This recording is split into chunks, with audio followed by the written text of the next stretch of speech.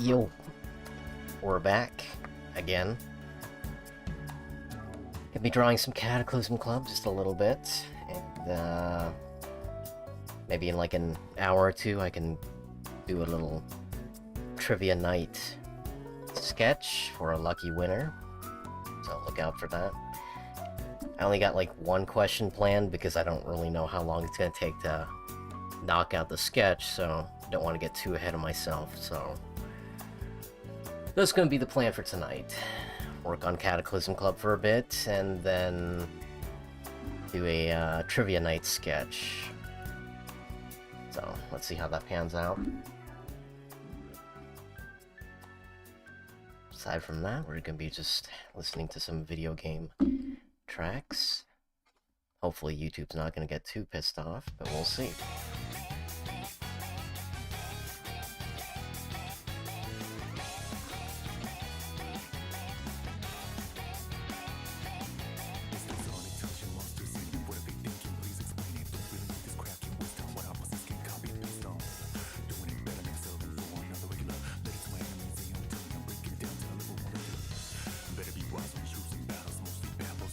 Yo, man, my day's alright. Kinda tired. I honestly need to stop streaming so late at night. But, you know, what can you do? It's the holidays, so my days are pretty busy. So the only time I really have to stream is at night. But, you know. It was a good day, so I can't really complain too much. It's just difficult to maintain the whole Monday and Thursday stream, you know, during the holidays.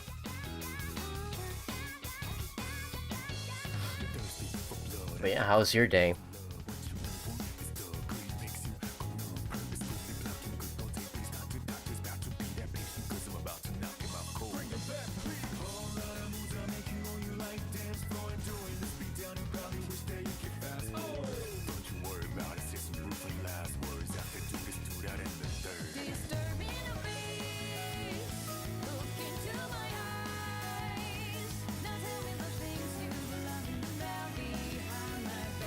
Yo, how's it going, Titania?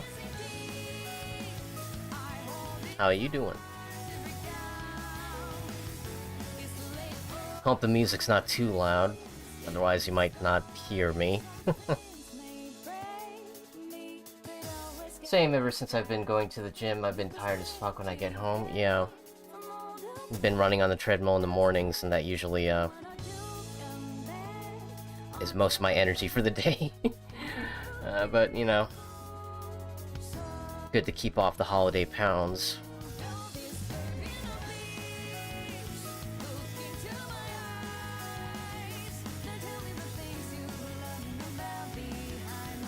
Music is at perfect volume. Good.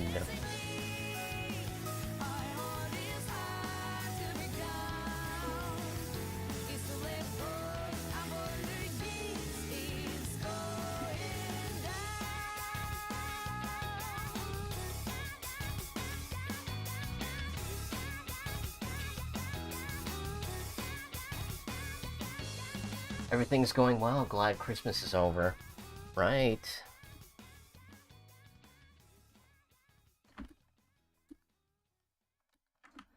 Well, it doesn't really feel like it's over, honestly. We still have, like, plenty of leftovers to go through. Christmas is truly over when the fridge is empty again.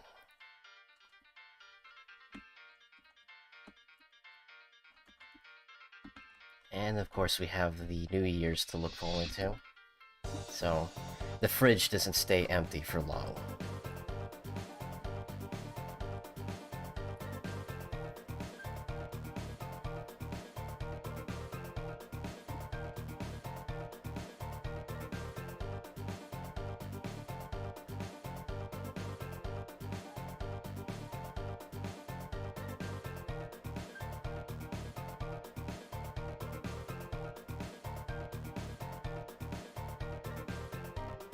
We didn't really do much for Christmas this year.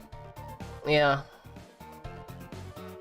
All I had was a simple dinner, and, you know, opening presents. not really the type to go all out during Christmas. We just kind of do what's expected, I believe. I mean, we still decorate the house, at least the inside, just not the outside. That's like going above and beyond, in my opinion.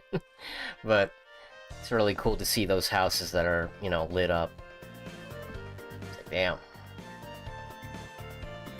You know, you're doing well.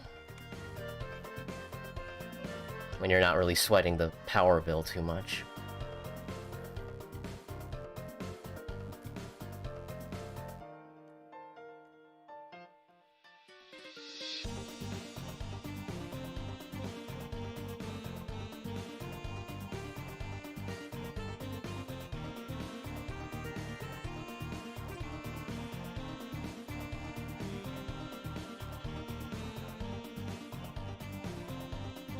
Can see myself putting up all those lights every year. Yeah.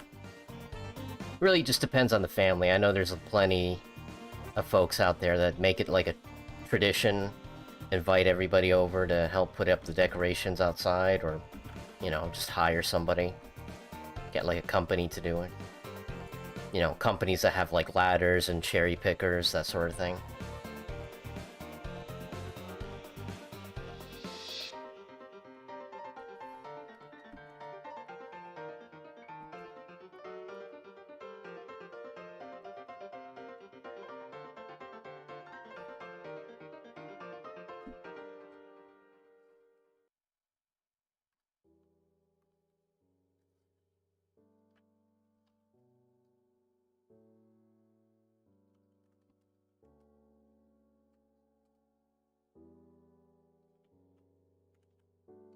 Got 2 neighbors on the block that decorate every big holiday. I don't know how they do it. Could probably save a lot if you're just reusing the same decorations from last year. Take good care of the lights anyway, you can just keep using that. It's the power bill that's got me, like, curious. It's like, man. I guess those lights don't really use up too much, but still, you know, every little bit counts. And, you know, seeing houses decorated like that definitely puts you in the mood. It's kind of hard to celebrate, you know, any kind of holiday when the outside doesn't really look like it, you know? It always makes me laugh whenever there's like a obscure holiday that shows up on a calendar, and I'm like, who celebrates this unironically? Like, there's not even like proper decorations for it, and you can't really say it's a holiday if the outside doesn't look like it cares.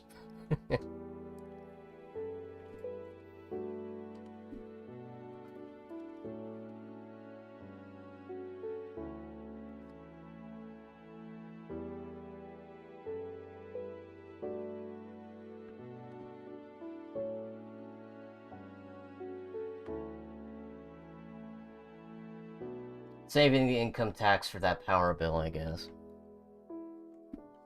Well, maybe if you're a content creator or,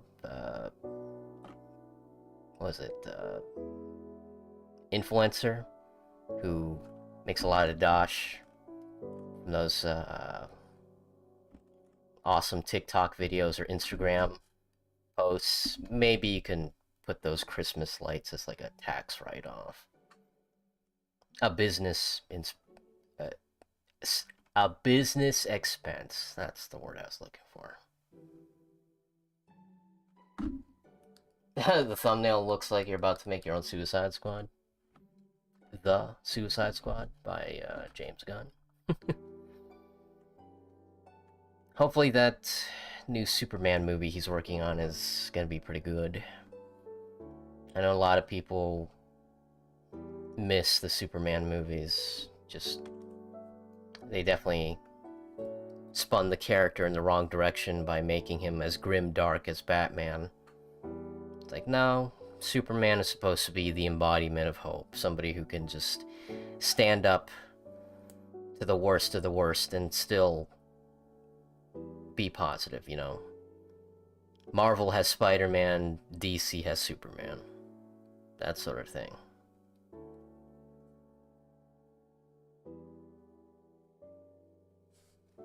despite him being an alien, he grew up on Earth and was a part of a loving family. And him saving the day is him just giving back. He's not doing this for fame. He's not doing this for money. He's doing it because he genuinely loves Earth and its people.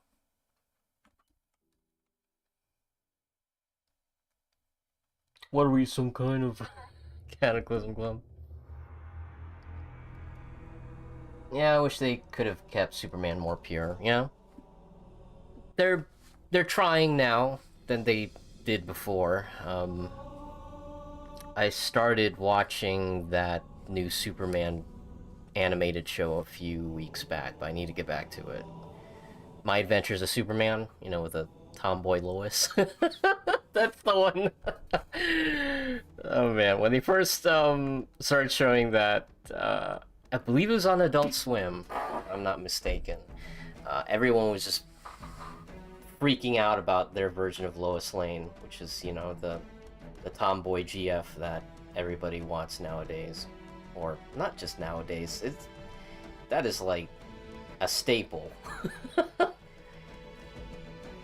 You know, the great debate between, you know, tomboy GF or goth girl emo GF, you know, whichever one.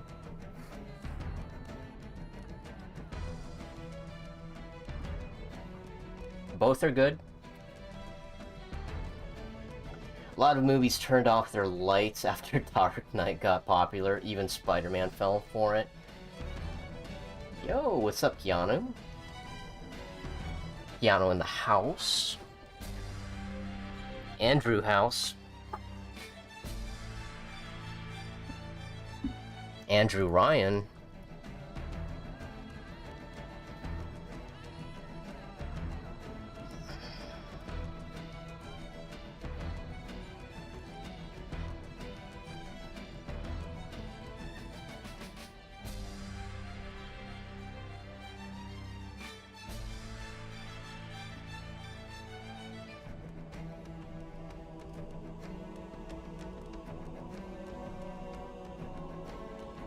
I feel like the whole darker and edgier thing, that's not a recent phenomenon.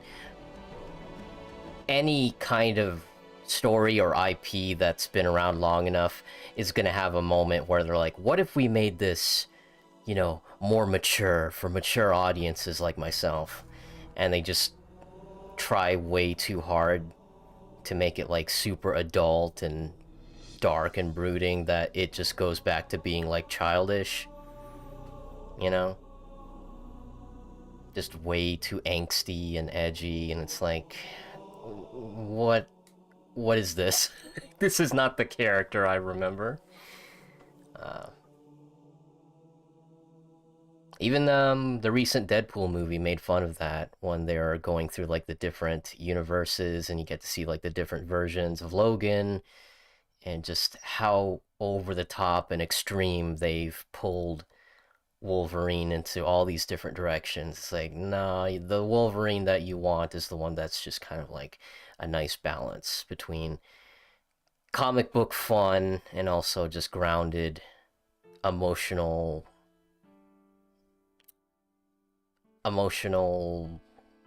motivation. You know, like having him like suffer and go through all this extreme situations just kind of makes you desensitized and you don't really feel for the character because it's just so over the top.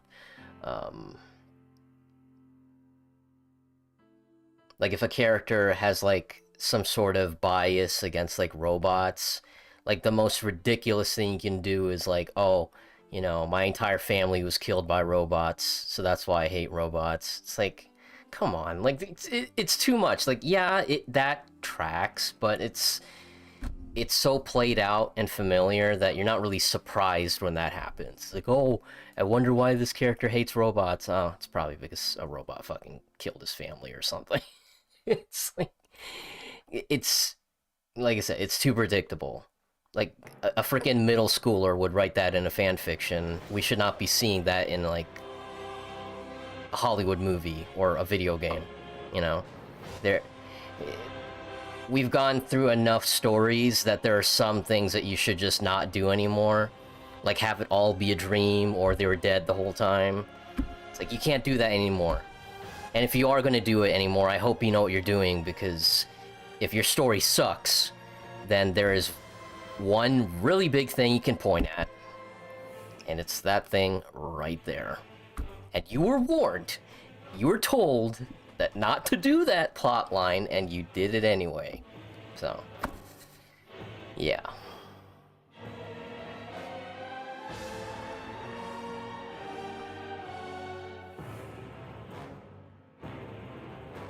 They didn't hold back with the Apocalypse War. You know, I mean, I guess that's another thing with, like, superhero movies. A lot of them just want everything to be, like, a world-ending event. And if we keep going through, like, world-ending event after world-ending event, you stop caring. Like, you know, after Thanos, it's like, okay, we need to find the next Thanos.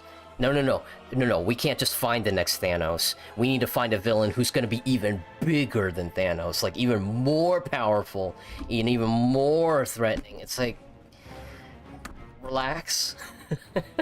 Reason why we like Spider-Man so much is because most of the villains he goes up against are just doing it because of money. You know, means to an end, obviously, but still. It's like, they're not trying to end the world.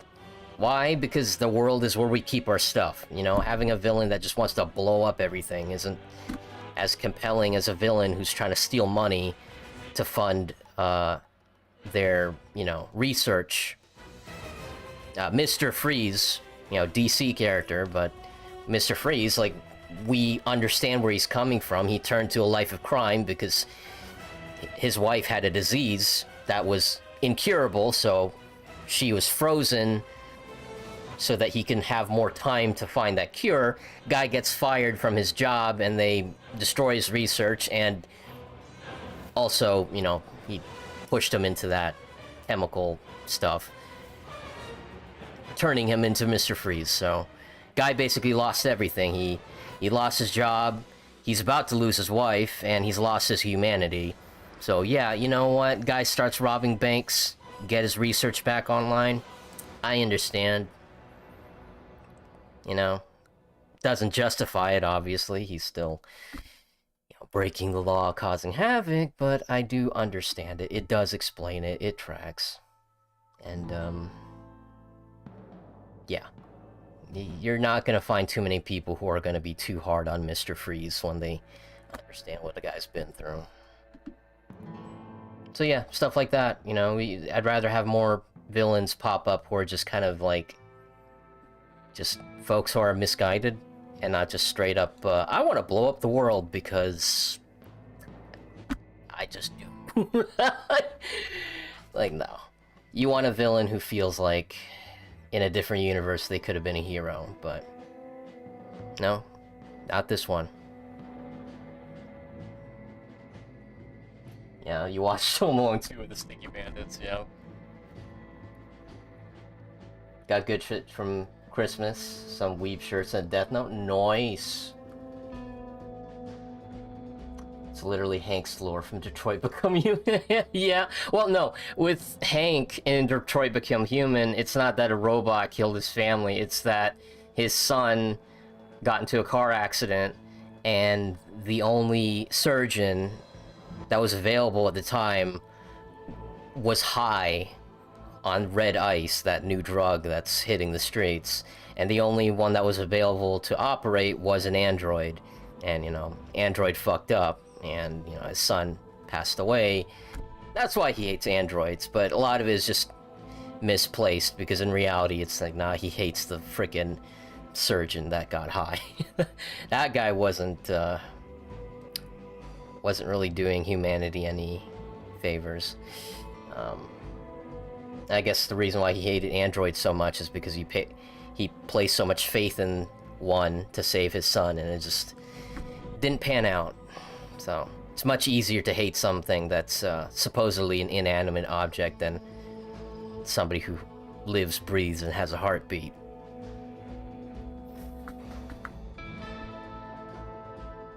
Kind of wish we got more villains that were extremely petty, like Reverse Flash. It was me, Barry.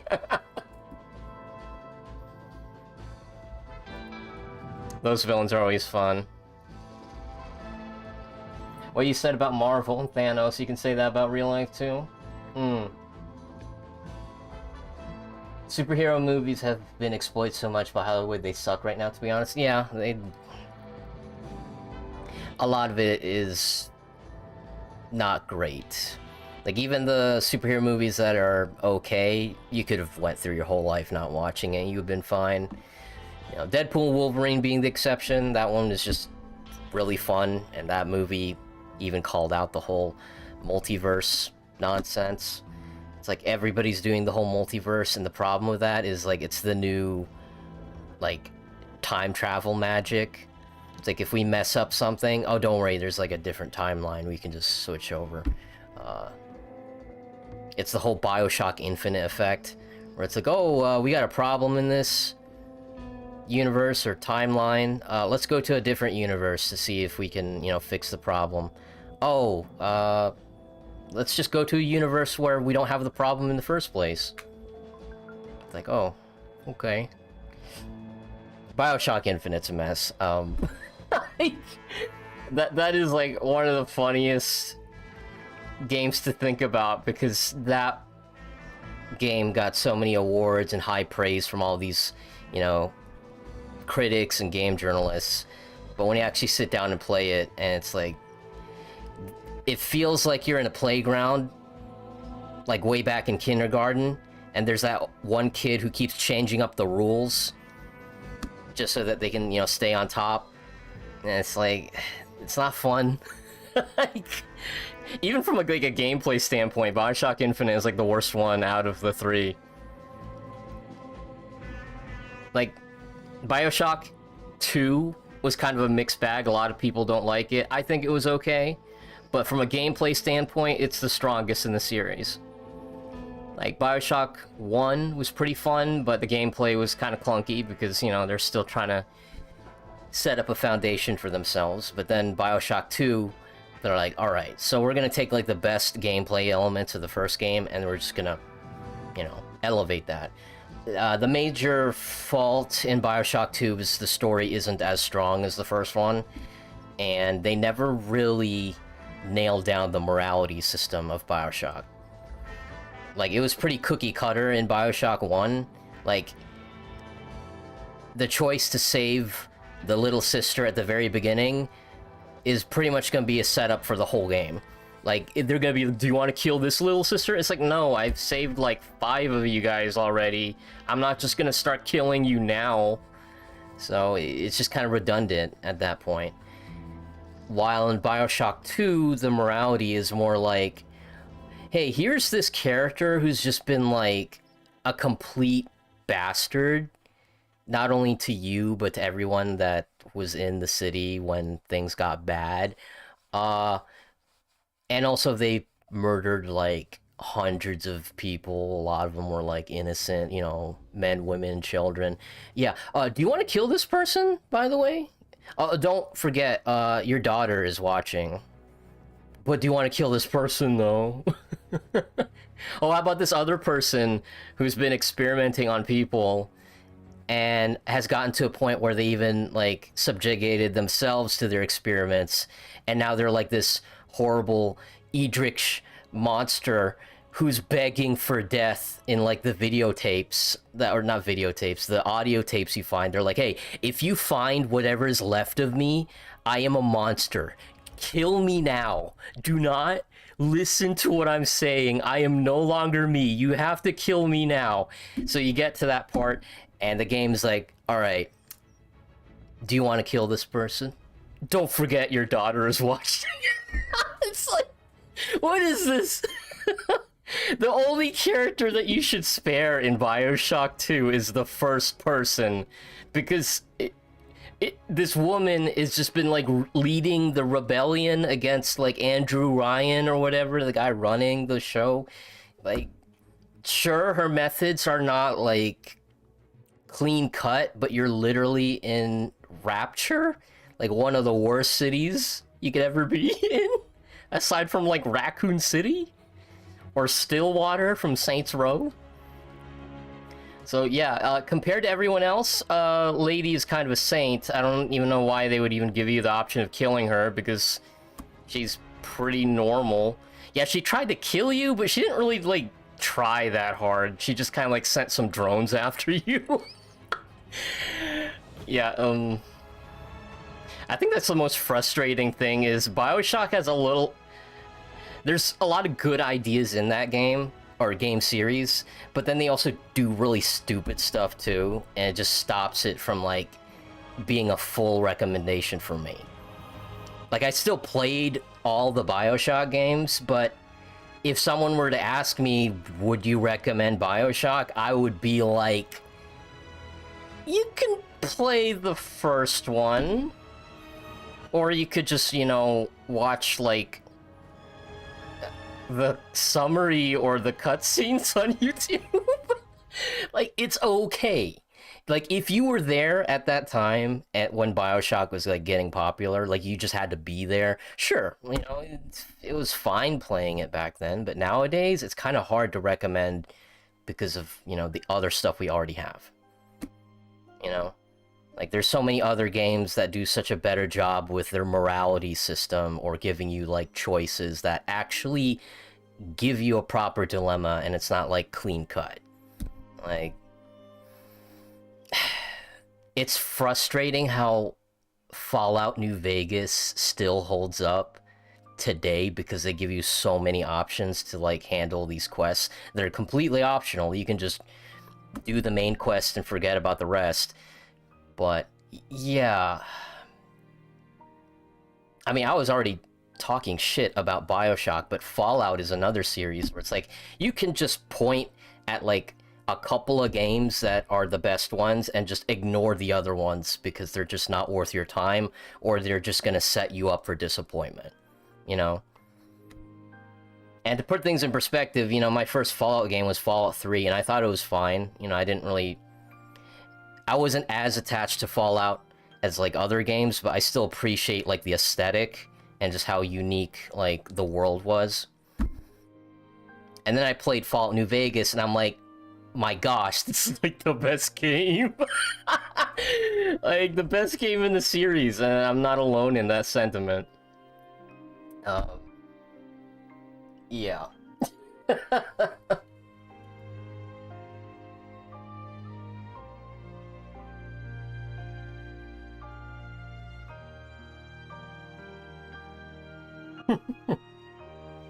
A man chooses, a slave obeys. I actually had a coworker had the awesome chain tattoos on his wrist. I hate needles, so I'll never get a tattoo, but I still think it's cool to see.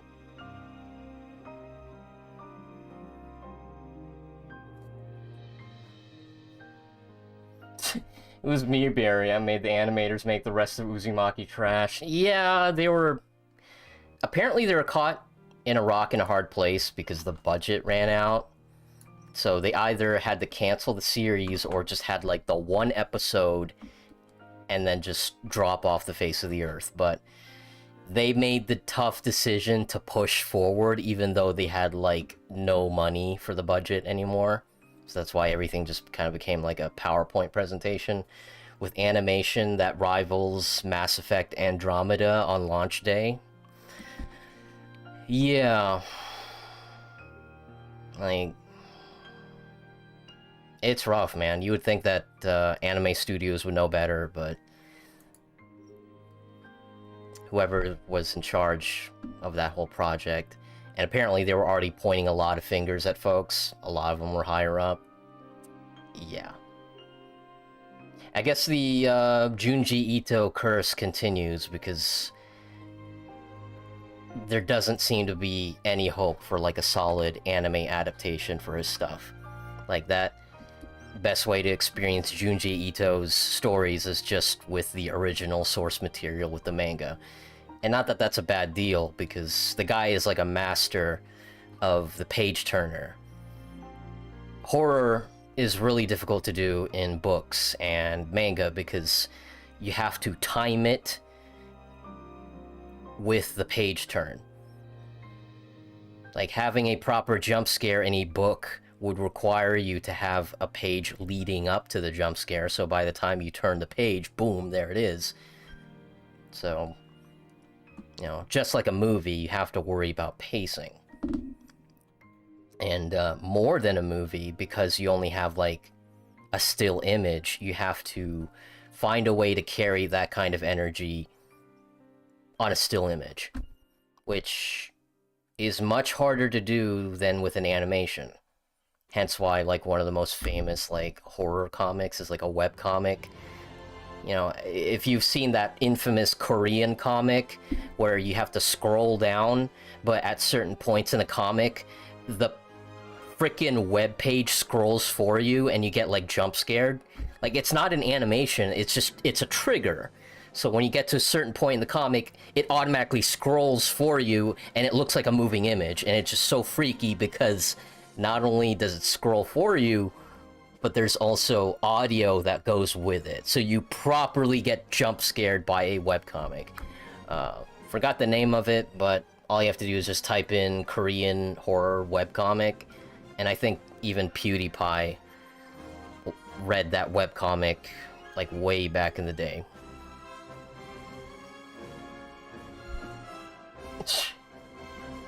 I still need to finish the Fallout show. I think I'm like 4 episodes in.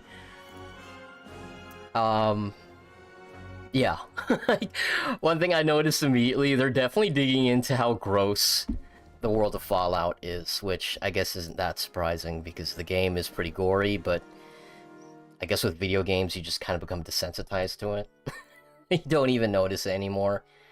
It's like, guy gets his head blown off with a shotgun and you're just kind of like, nice. I'm glad my VATS worked out. But in the show, I was like cringing hard when a character had to chop off their leg because it was badly wounded, but they didn't like use like an axe or anything. They used like a bucket that has like chainsaws and blades in it. I'm like, why? That's like the worst thing I've ever seen in my life. Just a bucket of blades and then the bucket becomes the new leg. It's like, this is horrible. Just, no. Like, no painkillers, no anesthetics, just a bucket that will now be your new leg. After it chops your old leg off. No, not even chops. It's like a wood chipper peg leg. That's how I describe it. So, yeah.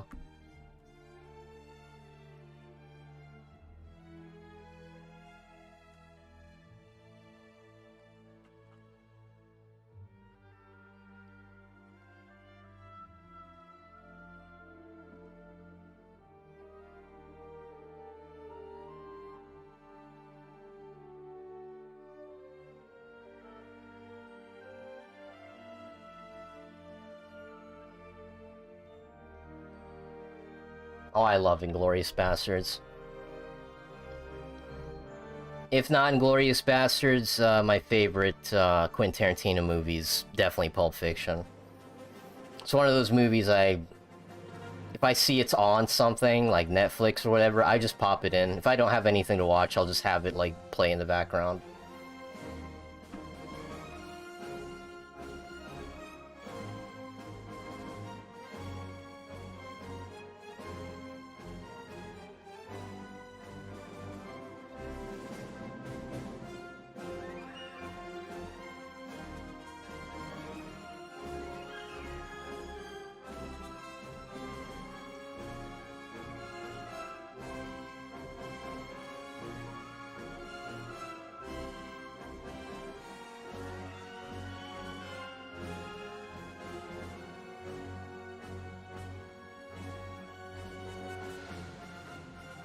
Going back to Elder Scrolls. Well, I mean, we didn't quit Red Dead Online. We finished the story mode, and I don't have any interest in, like, playing the evil playthrough. It's like, I'm good. Like, and what was even more demoralizing was the fact that the story never finished. It ends on a cliffhanger, regardless of you're playing the high honor route or not. So, yeah. There's no point in me getting high hopes for a project that's never going to be finished. Especially when they have all hands on deck with Grand Theft Auto Online and Grand Theft Auto 6.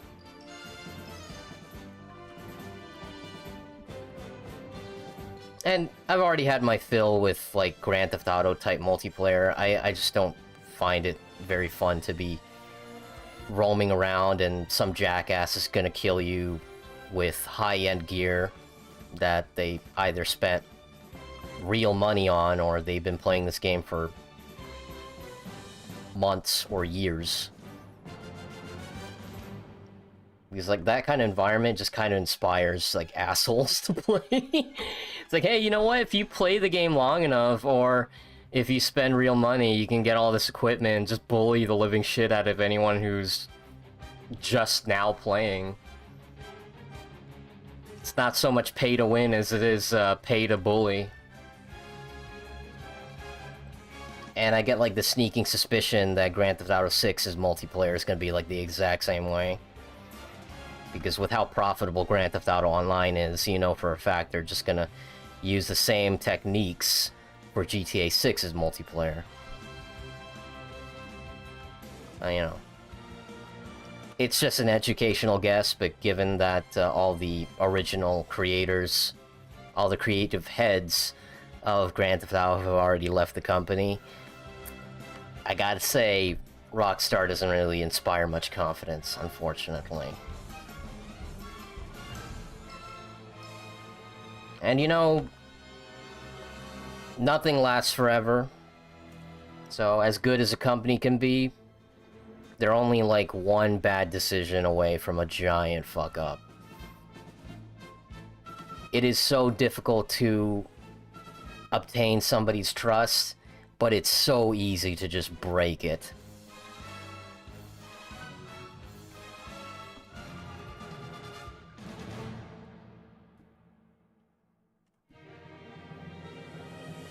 And after what happened with the Grand Theft Auto Definitive Edition, it's like, that's how you treat your legacy?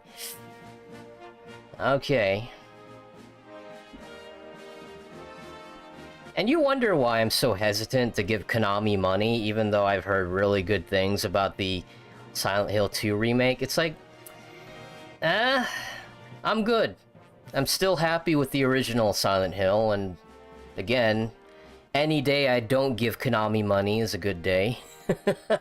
And, you know, my wallet will thank me for that. It's actually nice to have money for other things.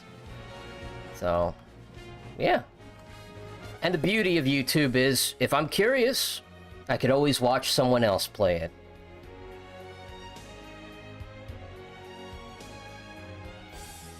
We have that luxury, thanks to the internet.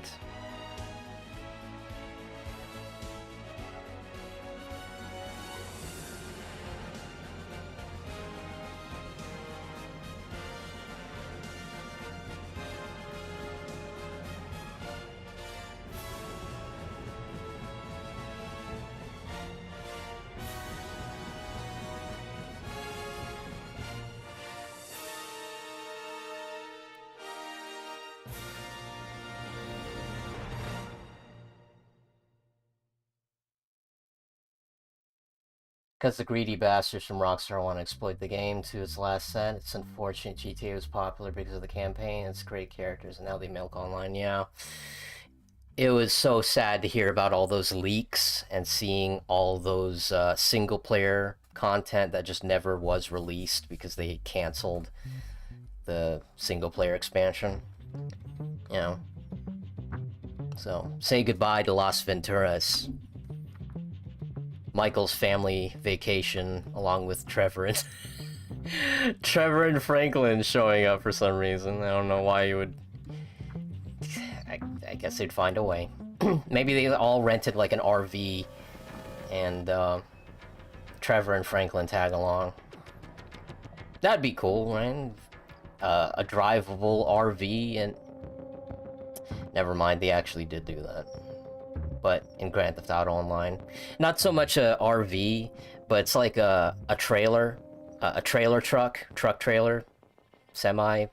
I'm not a truck. I don't know the lingo. It's like a semi truck, but the trailer is like a headquarters. Like you can get in there and like operate like a turret or stuff like that. It's heavily armored. That's as close as we're gonna get to like a recreational vehicle, and it's in Grand Theft Auto Online. There was a time I actually went back and played Grand Theft Auto Online for a bit, and I actually had fun because I got really lucky. Like I was just walking around and somebody pulled up in like a heavily armored car, and I'm like, oh great, some asshole is just gonna light me up. But instead he honked his horn and I got into the shotgun side, and the guy was a VIP, so he actually hired me to be like a bodyguard. So we actually went around, like did missions and stuff, and it was fun. I was like, this is what it should have been from day one. But this VIP update didn't happen until like years later or months later. It felt like years. And it's like, damn. I had more fun doing those VIP missions than the heists, because the heists have that same Rockstar logic where, oh, you didn't do things exactly the way that we want you to do them? Mission failed. Oh, I'm sorry, did you buy a tank with all the money that you painstakingly saved up? Well, you can't use it for this mission. We're not going to even let you use your cell phone. You're going to use any other vehicle than the one we give you? Mission failed. It's like, for a game where you play as a criminal who doesn't follow any rules, you have to follow a lot of rules to actually play it. And as much as I loved Red Dead Redemption 2, that was like Rockstar's peak bullshittery of just mission failed. You didn't do things exactly the way we wanted you to do it. It's like, oh, you didn't know that was gonna happen? You can't read our minds? Mission failed.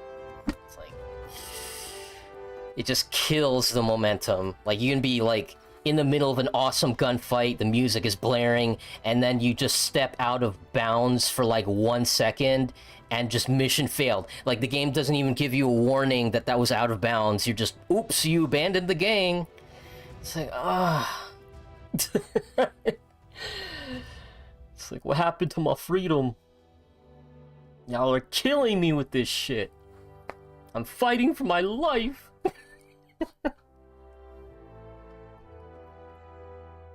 GTA 4 is literally the best one, even better than San Andreas. Okay, that's the funny thing. San Andreas, in my opinion, is the best Grand Theft Auto in terms of gameplay. Like, you have so many options. It has like the most vehicles and weapons. You can upgrade your weapon skill. You can make CJ fat or skinny or super muscular. You can date all sorts of, you know, crazy characters that give you like upgrades and stuff. And you can do that in GTA 4, but not to like the extent of San Andreas. Gameplay wise, San Andreas is the best in my opinion. My personal favorite is Vice City, because I love the 80s aesthetic. The music is so good. And it was my first Grand Theft Auto, so it always has like a place in my heart. So even though I admit that San Andreas is the best gameplay that Grand Theft Auto has ever featured, Vice City is still my favorite. It's kind of like how some people say that Yakuza 5 is the best one in the series before Zero. But even if Yakuza 5 is the best one in the series, a fan favorite is like Yakuza 2. Because it took what they learned from the first Yakuza and just like expanded upon it and made it even better. Like, polished it to a mirror sheen. And you gotta respect it. I did hear though that in the Kiwami remake they actually removed content, which that sucks. Like, you would think that the Kiwami version would be like the definitive version, but no, they removed content. They pulled a Resident Evil 2 remake. So that's a shame.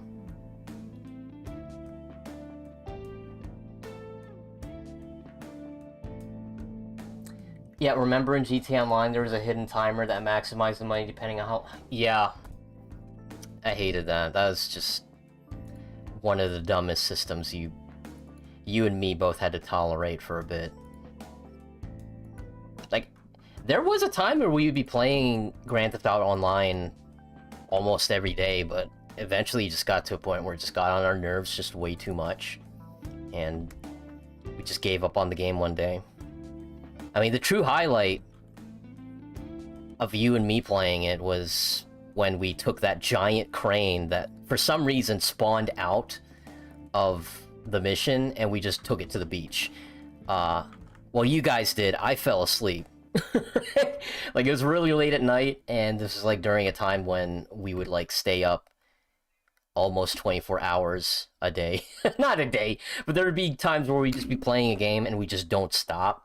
Yeah, you remember those days?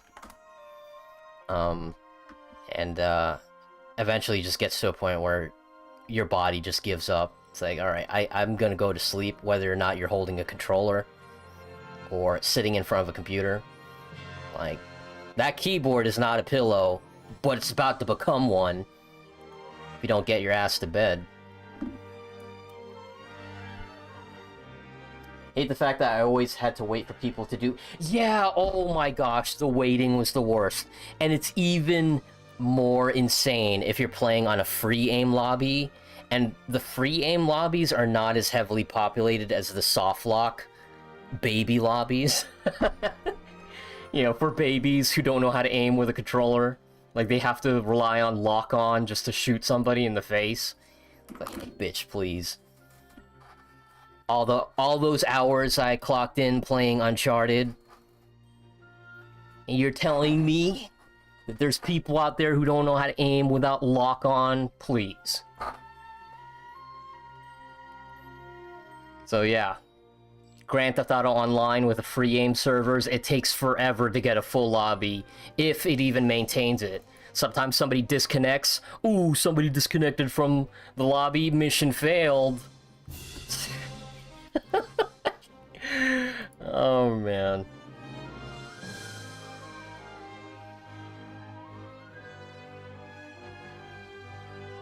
And speaking of Uncharted, even Uncharted was like, hey, look, you just need, like, one other person to be in the lobby and you can do the multiplayer. And if somebody disconnects, like, during the mission, it's fine. You can still finish it. You don't need to have a full party of 3 to finish the co-op mission. You just need to. It takes 2.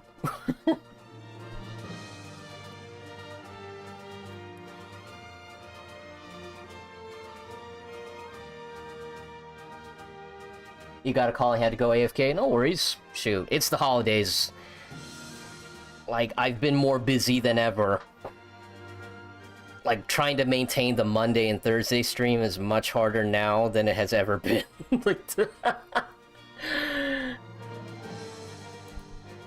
At least I don't stream on Fridays. Oh my gosh, that would be so hard to do.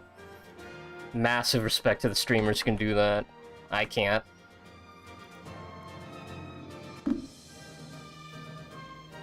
Remember when they promised Heist at the start and then it took over a year to release? Yeah. And the first Heist is just genuinely terrible. Like, you're robbing, like, this really tiny bank. Like, in the outskirts of San Andreas. Like, north of Sandy Shores. Like, this bank is, like, in the middle of nowhere. And you have to spend all this money just to set up to rob it. And it's so stupid. Like, you have to get, like, an armored car. And then with the armored car has to be picked up by a helicopter, the cargo bot. And I'm like, can you not just, like, drive away? Why do we have to spend so much money on this tiny bank? We spent more money on that armored car and helicopter than just robbing the freaking bank. It was so stupid. That's gotta be, like, one of the worst bank robberies I've ever seen in a video game, okay? And I've played Payday 2, and Payday 2 has, like, so many missions with robbing banks, and Payday 2 has like Go Bank, which is considered to be like one of the worst heists in the game. I would rather play Go Bank than that dumb heist in GTA Online. That's how bad it is. At least with Payday 2, because of all the skills and the weapons you have access to, you can absolutely cheese that map like nothing else. Like, Go Bank is terrible when you first play it until you just figure out, oh, just have a stealth build. The only thing you really have to be concerned with is just the RNG for the lasers when you open the vault. But sometimes you even get lucky and the vault is already open. So all you really need is just disable the lasers and you're good to go. But aside from that, like, you don't even have that kind of versatility in Grand Theft Auto Online. You have to do it their way or not at all. Just terrible.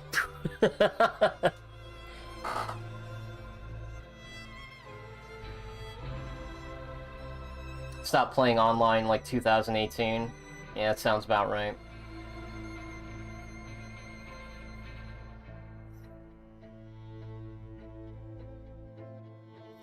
Scared of GTA 6 campaign is gonna be mediocre and everything good is gonna be reserved for online. Yeah. I mean, like I said, they already lost, like, most of the creative heads for the game. The Leslie Benzies, Sam Hauser, Laszlo. Yeah. A lot of the original folks left already. It was either Sam Hauser or Dan Hauser, but one of the brothers already left Rockstar. Yeah, Payday 2 is fun, you know. I think I just, like, reached a critical point where I don't feel like playing it anymore because I've already done so much, and I already legitimately beat the game. I did the White House heist, and I got the secret ending. I actually took the time to, like, decipher the code and, you know, unlock the hidden vault, and, you know, I got the true ending. And I'm like, all right, I'm good. Like, I don't need to do any more. I got my fill of bag moving simulator. And with the way that Payday 3 is going, it's kind of a shame that Payday 3 is as bad as it is now. Just missing so much content and the story really isn't there. And apparently it's so much easier than Payday 2 because the balance is just off. And that's really saying something, because you can make some really broken builds in Payday 2. But even then, the game still has its challenges, especially with the amount of enemies they throw at you and just the variety of enemies. Like, cloakers will still give you a nightmare just because of how fast they can be, and they are like an instant knockdown. And they just removed that difficulty in Payday 3. Like, if your teammates kill the cloaker fast enough, you just instantly get back up. It's like, oh, okay. I guess that's it. But I was happy with the time I spent on Payday 2. You know, playing any more of it would just feel like diminishing returns. At some point, you do need to walk away from the table. You know. After Red Dead Redemption 2, if they fuck up GTA 6's campaign, I'm gonna be pissed. That'd be straight up weaponized incompetence. Yeah. Yeah, if GTA 6's story or campaign is gonna be bad, that will bury the company. Because you gotta remember, the last Grand Theft Auto release was the definitive edition. Okay? 2 strikes. That's all you get. Fool me once, fuck up once, shame on you. Fuck up twice, we're done. Like, I'm not gonna be pre-ordering GTA 6. It's gotten to a point where, unless I absolutely 100% believe in the company, I won't pre-order. Will I pre-order Death Stranding 2? Yeah, sure, if it comes out on PC, because I don't have any interest in getting a PlayStation 5, unfortunately. PlayStation has gotten on my nerves for a while. The censorship policies that they have are just terrible, absolutely garbage, and Where are the video games? We keep getting remasters of Last of Us and Horizon Zero Dawn, but I can count on like one hand the games I actually want to play on PlayStation 5, and there's the Demon Souls remake, Ghost of Tsushima, and Ghost of Yotai, whenever that comes out, and God of War Ragnarok, which is on PC. So, oh, and Astrobot looks cool, but aside from that, don't really want to shell out all that money just for a PS5. Just not much of a reason to. I will buy a PlayStation 5 controller if I need to replace the one I have, because the PlayStation 5 controller is great. I love using that thing for Helldivers too, or any game that supports haptic feedback. The vibration is incredible. Like the fact that you can feel the trigger pull and it changes depending on what weapon you use is incredible. Like Space Marine 2 does that. If you're using like a heavy bolter, like you can literally feel your trigger just getting heavier just because this thing is like a giant freaking minigun. And the vibration like follows the controller. So if you're using like a shotgun, you can literally feel the thing like loading in the next shell with each pump. Like that's how accurate the vibration is. It's incredible. So I won't buy a PlayStation 5, but I'm more than happy to get a controller for it. I mean, it's definitely a lot more, you know, bang for your buck than a frickin' Nintendo Switch Pro controller. Because they're almost the same price, I think. They're both like $70, but the frickin' PlayStation 5 controller is so much better than the Switch Pro controller. It's not even fair. Sam Hauser left before Red Dead Redemption 2, so who knows, maybe there's hope. Tired of all the pandering, greed, and wokeness that's corrupted the video game industry. I miss when video games were made with love and care for the product. So it's not so much wokeness that bothers me. Like, I love to see more equality and just more perspectives being provided for a story. What I don't like is when they use wokeness as like a marketing tool. It's like, look how woke our game is. Or they're using it as like to check a box. Like they don't really care too much about like LGBT like topics or anything. It's just, hey, what if we just made the character gay just so that we can make this character more popular? Not because we are actually going to tell a story about why they're gay or, you know, the obstacles that they go through. It's just, no, we're just going to make them gay just because.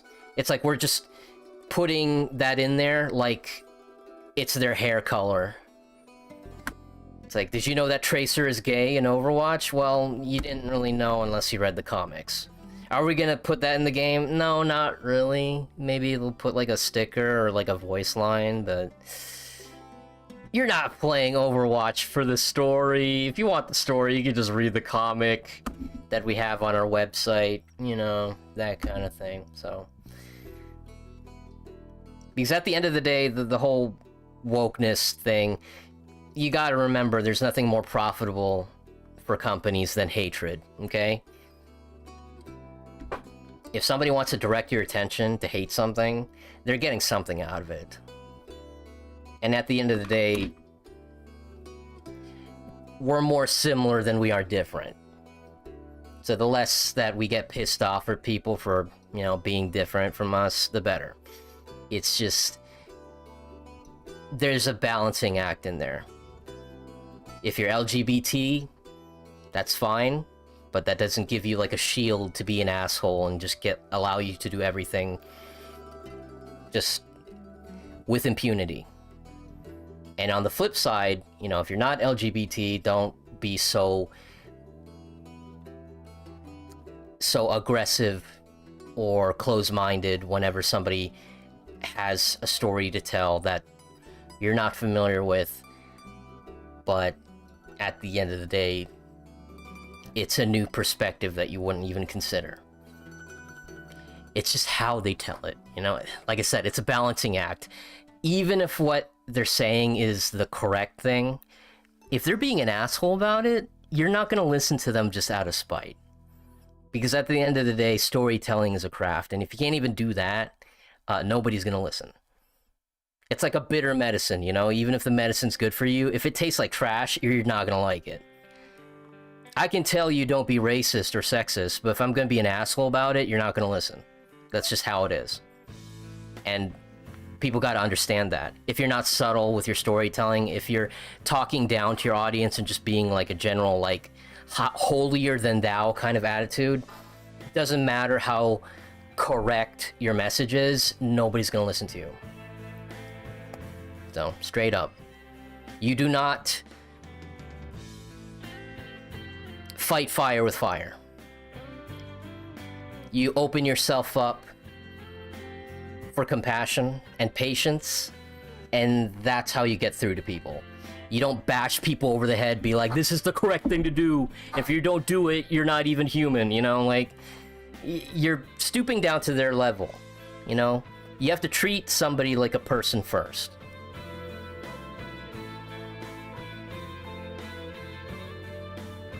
Easier said than done, obviously, you know? We're in the internet age where things are so much faster to obtain, and if somebody doesn't immediately get it, like they're not on our wavelength, they don't pass the vibe check, we immediately get pissed off. And that's not the correct response. You know, you're not talking to a toddler, you're talking to an adult, or somebody who is trying to be an adult, but, you know, give them the benefit of the doubt. Because you don't know, you know, maybe they had like a bad experience and they're not as patient as you. So, try to be the bigger man or the bigger person, just treat them with kindness, and if they still try to be an asshole about things, well, at least they're the ones yelling and you're the one maintaining the cool, you know? At the end of the day, you're the one in charge of your own happiness. And at some point, you do need to have, like, a conversation with yourself about all the things that piss you off in the world. And then you have to realize you cannot check every single box. You can spend every single day of your life just being angry over every little thing. This game being woke or not. Somebody being, like, slightly different than you. You can be pissed off about that, but it's not worth it. And again, that hatred is fueling somebody else's benefit.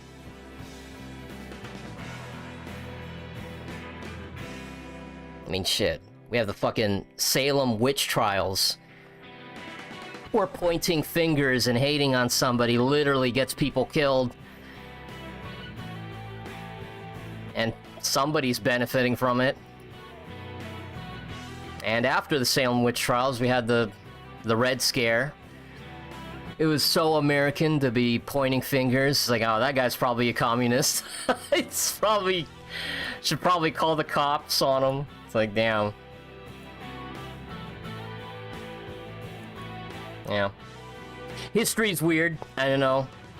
It sucks living in historical times, but that's like all the time, isn't it?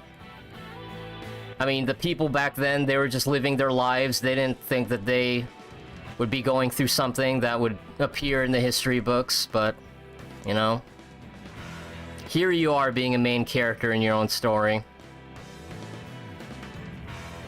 And it's a heavy responsibility to try to save the world, or at least try to make it a better place, but you're not supposed to do it alone. It's a team effort. I mean, we talk about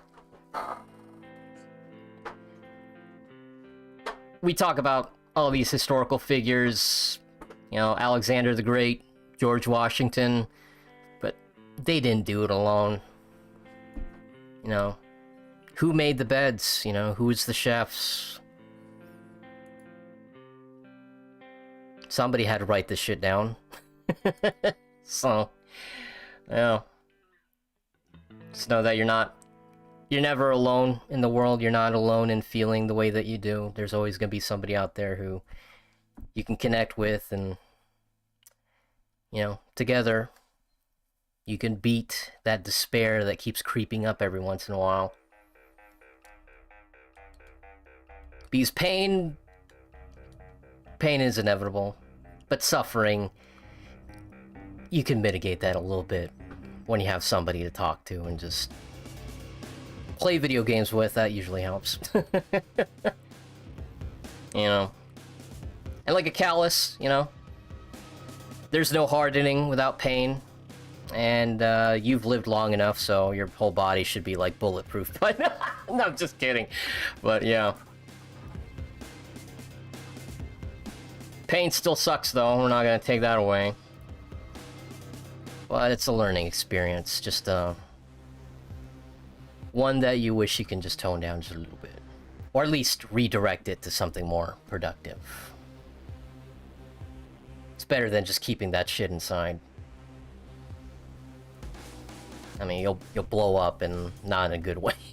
So find a way to redirect that energy to something that you can look back and be happy with.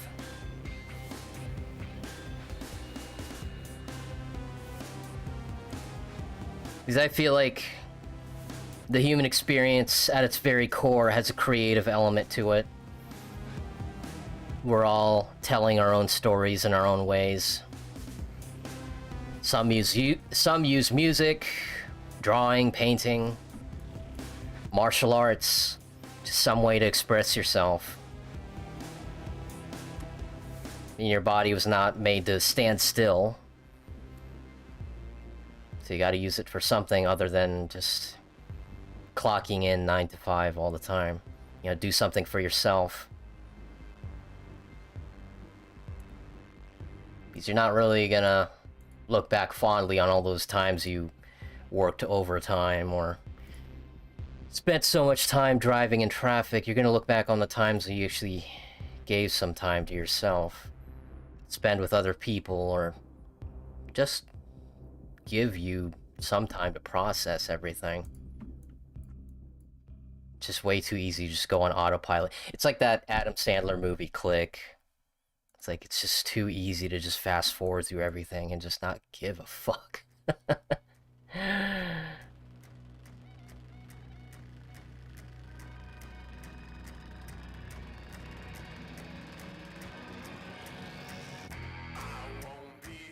Yeah, I mean, I just want good written characters. I hate it when they just do the, you know, agenda checking. And, again, that's like a minor issue. Like, people like to blow it up a lot bigger than it actually is, but there's a lot more good games out there than bad. It's just that the dumb shit gets a lot more attention and more clicks. The algorithm loves outrage. So, here's a pro tip. If you see something that you want to click, but you know it's not going to benefit it, but you don't want it to benefit whoever's making that content, just right-click and just open it in the private browser so that you don't feed the algorithm and it doesn't come back to your feed. It's like, oh, here's some controversy with Minecraft or something. Yeah, just open it with a private browser and just read it. Read it that way.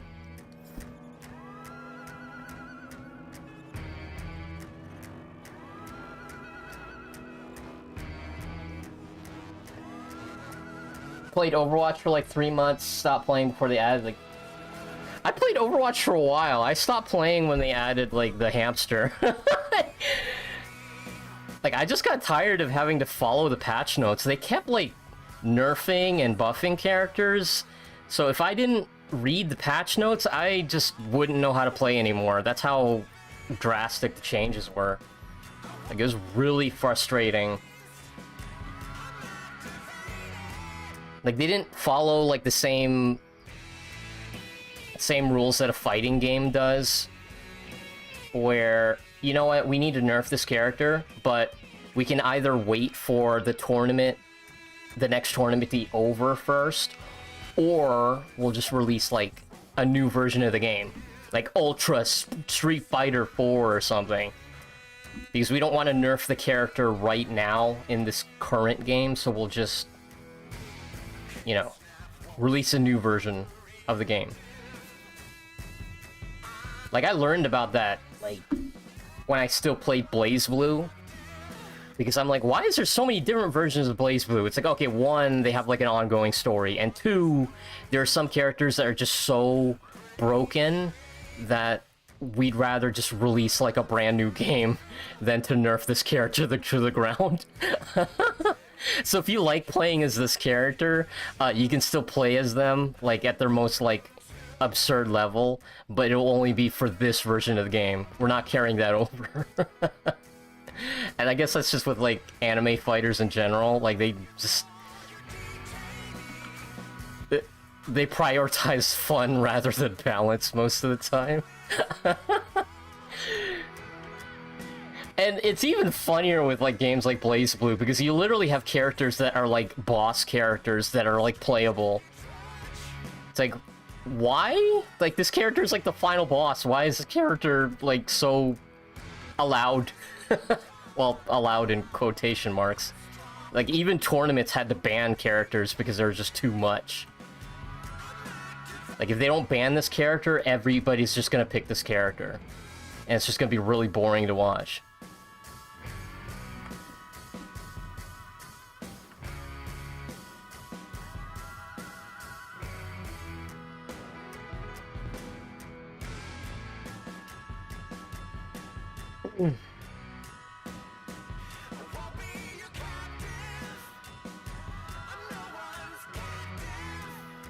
Choose the path we walk. If you want negative habits, you can change them to be positives. Yeah, it's a balancing act, like most things in life. It's like, you know, sometimes you gotta question if the people that you're hanging out with are the right people to be hanging around with. The easiest way to, you know, figure that out is, do you spend most of the time just being pissed off all the time, even if you're supposedly hanging out with friends? It's like, you know, does make you question, it's like, oh, why are we friends again? It's like, like, I'm not saying that we can't have arguments every once in a while, but it's like, if you just keep finding reasons to just be pissed off every time you're, like, having a conversation, or you feel like there's so much negative energy, then yeah, maybe you're hanging out with the wrong people. You never know. You know, I'm not going to be one to tell you can't hang out with who. I'm just saying that if you feel like something's just not clicking into place, you know, sometimes you just have to re-examine the type of environment you're stuck with. Or if it's not them, then maybe it is you. If everyone keeps telling you that you're drunk, maybe at some point you gotta stop drinking. Little controversial idea, you know? It's like, am I the one that's wrong, or is it the other people? It's like, that's just something you have to figure out for yourself. But the common thread is, at the end of the day, you want to go through life just being kind to more people rather than being pissed off all the time.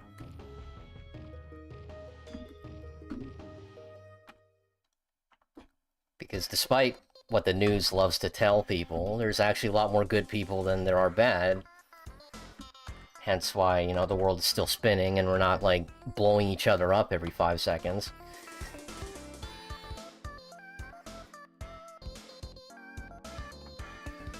For the most part, most people are pretty chill and are not trying to strangle each other. So, yeah. There's a lot more good people. We just don't really see them on the news too much because it doesn't really make much money. Not much, juicy clickbait clicks.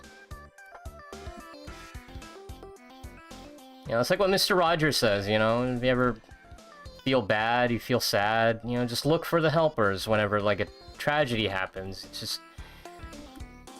I understand that there's a lot of more people who want to make the world a better place and are not just, you know, sitting on their ass and being pissed off on the internet about shit. Yeah. You know, go watch, like, a documentary about, like, firefighters or something.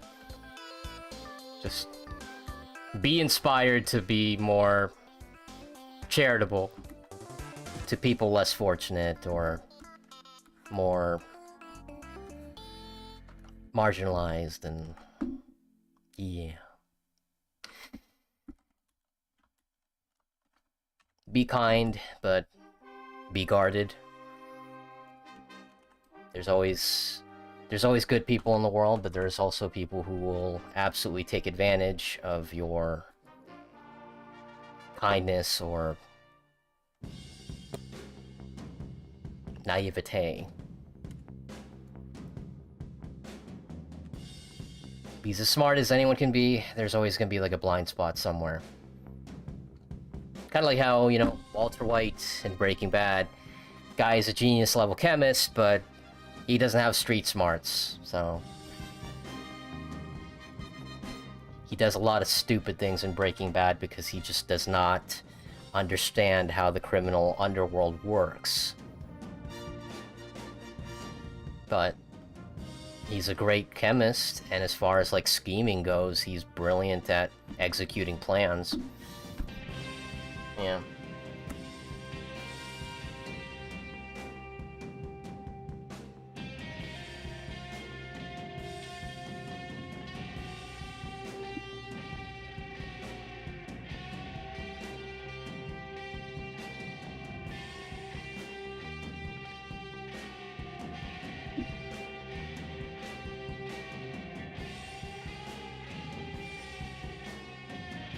I'm always Spider-Man.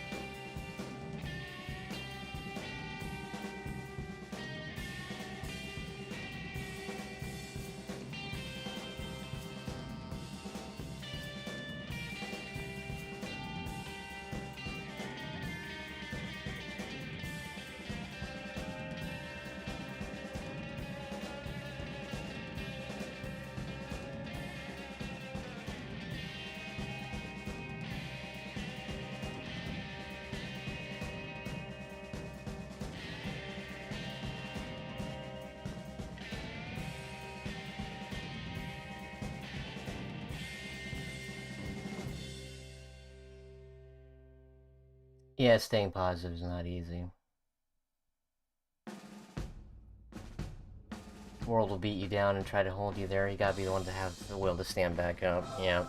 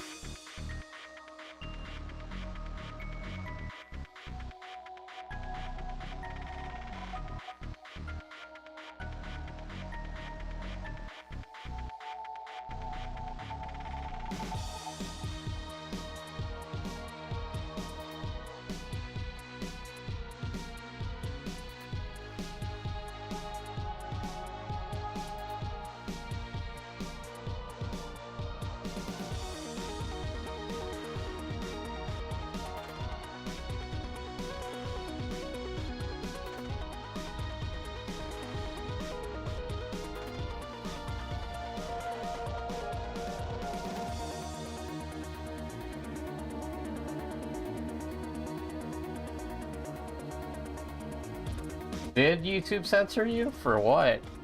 Well, probably shouldn't answer that. Rhetorical question.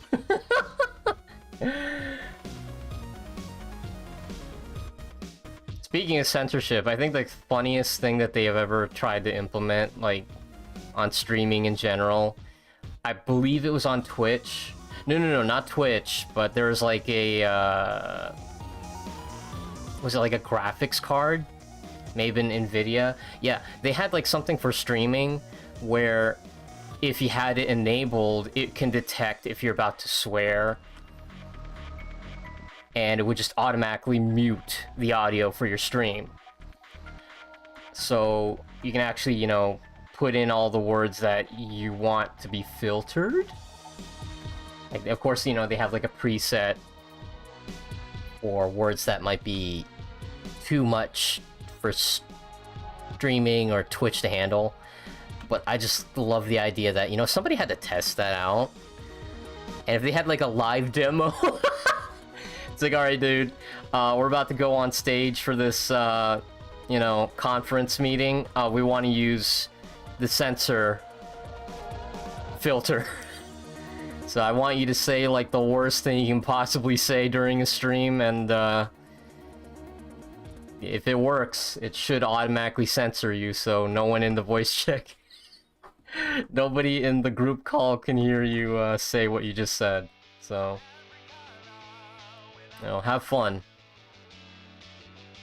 You won't get fired, don't worry. Just say what's on your mind, bruh.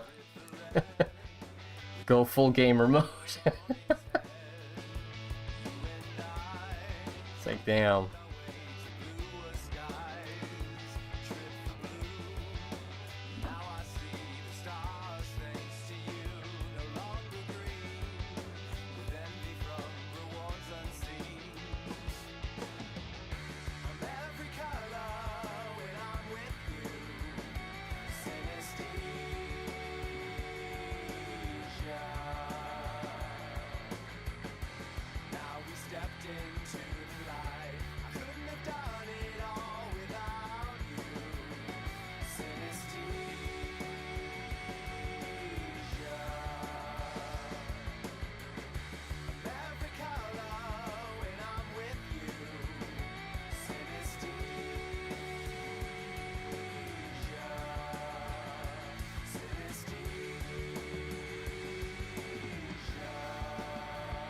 Wow.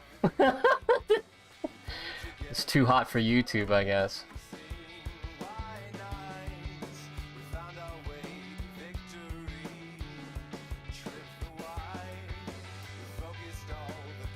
YouTube is trying to be family friendly, please understand.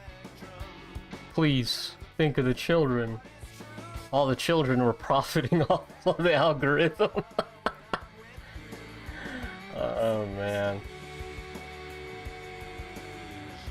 Now please enjoy the latest video by Mr. Beast on your front page. Tell all your friends.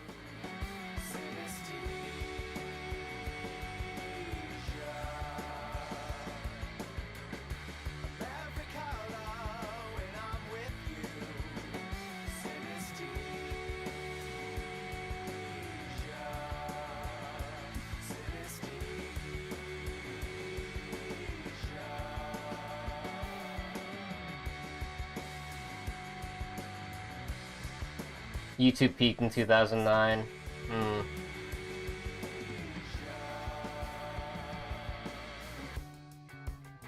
I mean, it all went downhill when they got bought out, but that's a story for most companies. Everything was fine until we sold our soul to the company store.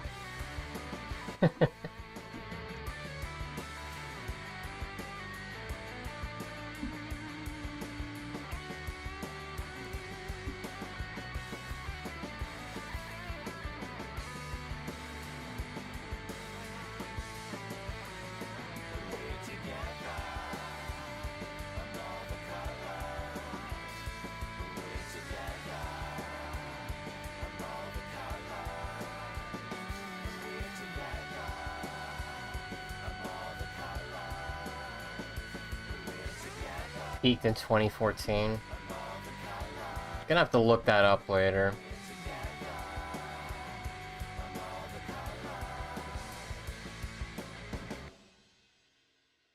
Like, to understand when they actually peaked, we're gonna have to look at, like, who was the most popular YouTubers at the time, what was the most popular games that were being played. You know, just... It's not all about numbers, it's just seeing what was there.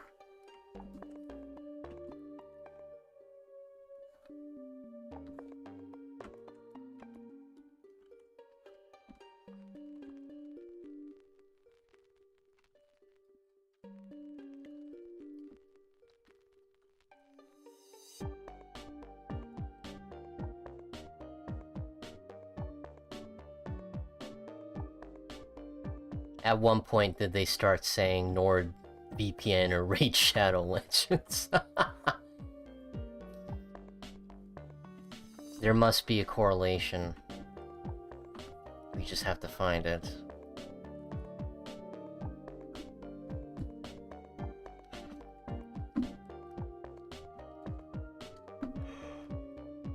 Ugh.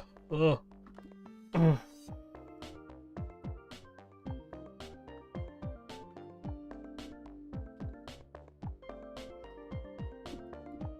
Trying to find work for scraps.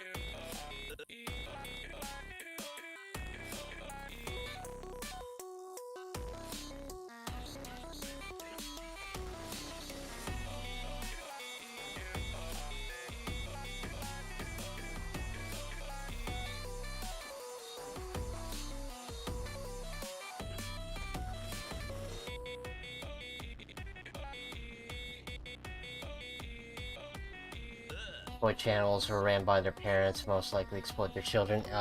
Yikes. You hate to see it.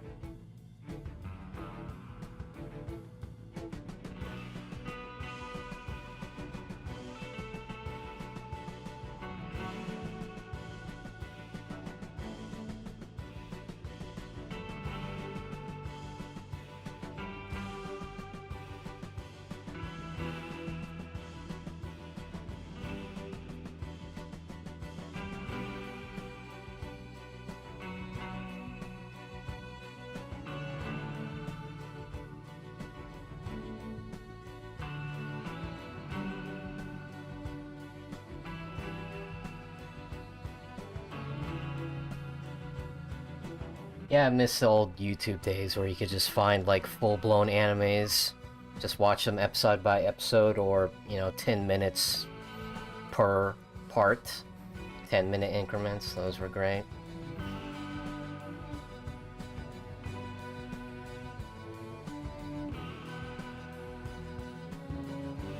People do crazy things for money. Yep.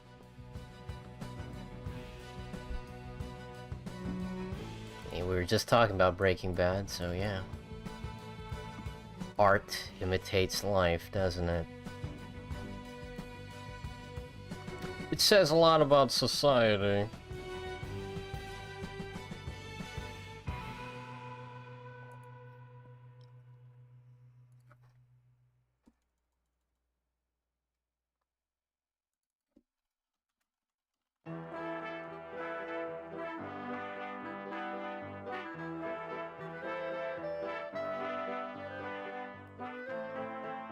From what I've read, YouTube peaked between 2005 and 2015.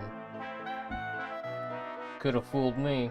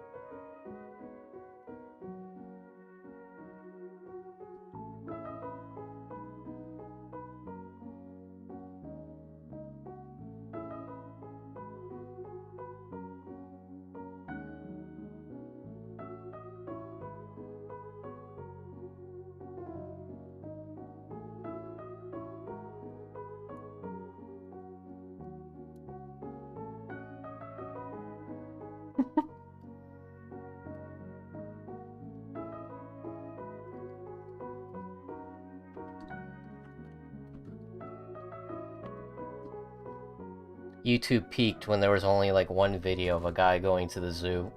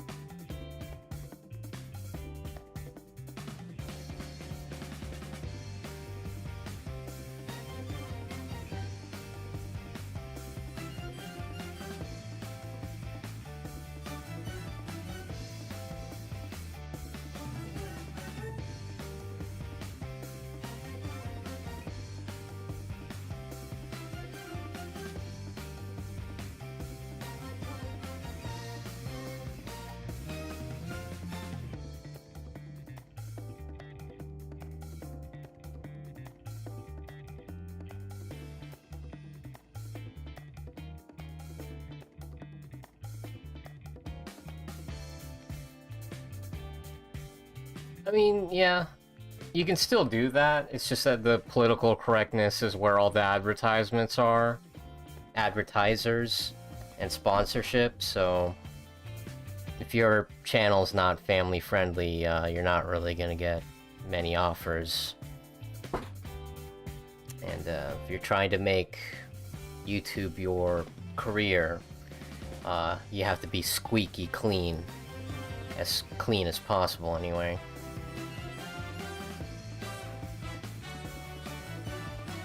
Last thing you want to see is like a YouTube video about your downfall.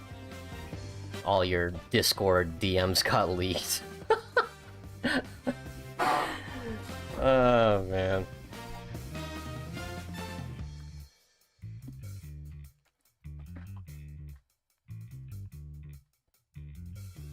I don't think there's ever been a single YouTube apology video that's worked. If it ever gets to that point, it's already game over, Chief.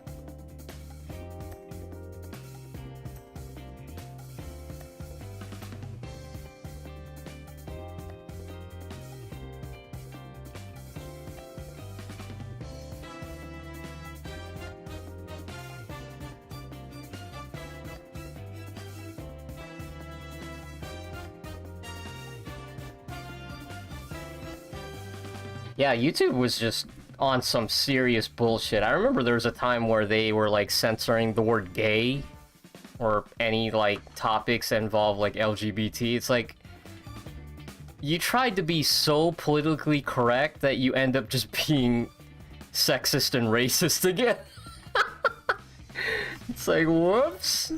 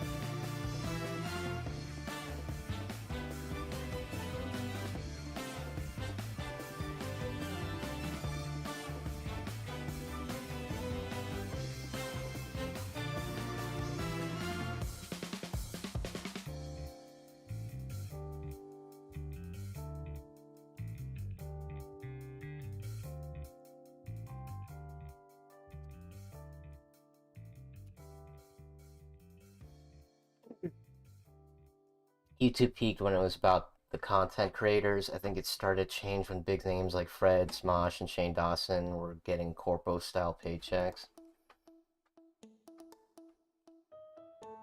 Just make videos and stream as a hobby here on YouTube. I don't want to have millions of subs and being broken ass that's constantly swallowing YouTube's milk. Yeah, I do this as a hobby for the most part. My real career is the art itself. Streaming I just do for fun, but even though I only do it for fun, I still want to make it like consistent. I mean, I know how heartbreaking it can be when your favorite streamer just doesn't stream all that much, or, you know, they're not too consistent. I mean, guerrilla streams are fun, but you can't really expect people to show up to them when you just have them pop up out of the blue. Having a proper schedule like helps more people out than anything else. One thing, it gives people something to look forward to. Second, you know, having a consistent schedule, you know, people are more than willing to like check in rather than just cross their fingers and hope maybe you're streaming today or maybe the next day. It's like, nah. So, I'm gonna try to stick with the whole Monday to Thursday thing for as long as I can. You know. Exceptions, of course, if I have like a headache or I'm sick, yeah, I'm not streaming. Or internet problems. There's just some things that you just can't really avoid. But, you know, even then, it's good to be consistent.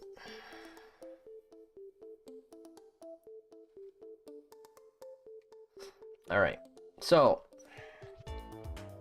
before I get a little too tired, I would like to do a trivia night sketch, just one. And whatever I don't finish tonight, I can just finish off stream. And of course, I'll be posting it on Blue Sky and Newgrounds, as well as provide a link for it in the stream if the VOD gets saved. I've been playing a lot of video game music, which plenty of it is copyrighted, of course. So,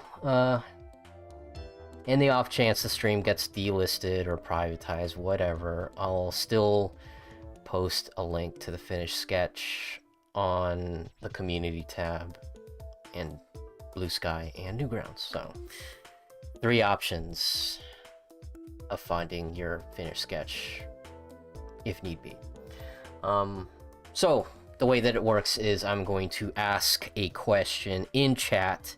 Because of the stream delay, I would rather people see the question in chat.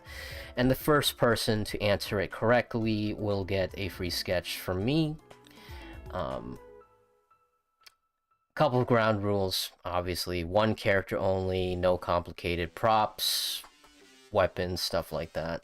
Just takes too much time.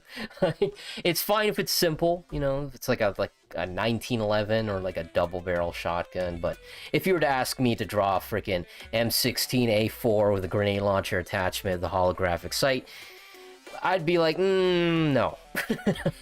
That's fun, but that's too much. That's basically complex enough to be its own character, so. And again, keep it within the YouTube guidelines. Don't be asking me to draw fucking hentai on stream. That's gonna get us both banned. And last but not least, I do get the final say on whether or not I want to draw it.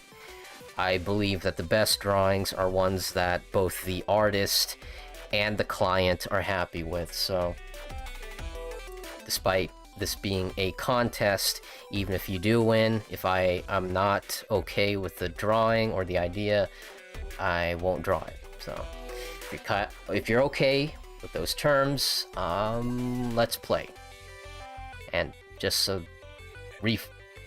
repeat myself, so if you missed it the first time, 1 character only, no complex props. Don't make it against... Don't have the idea be against YouTube policies, and I get the final say on if I want to draw it or not. Stuff like that. Oh, almost forgot. Fictional characters only. I don't want to be drawing like Robert Downey Jr., like doing a skibbity toilet or something. Just get that off the table. So fictional characters only, please. Oh man. If I was a little bit more shameless, I would remove a few of those rules, but no. How dare I have integrity? Alright, so get ready for the question. I'll be posting it in chat in a few seconds because I know there's a bit of a delay. So, yeah.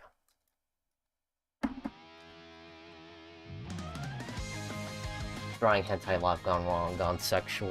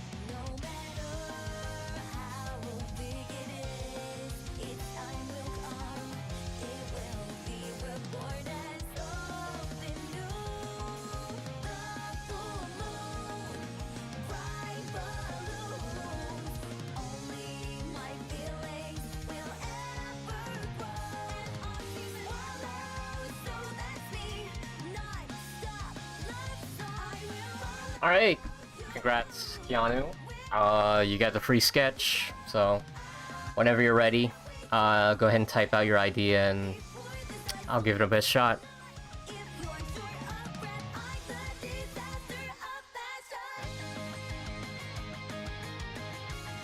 Yeah, it's an easy one. I didn't want to make it too stupidly difficult. I actually like to draw, so give people a fighting chance, you know.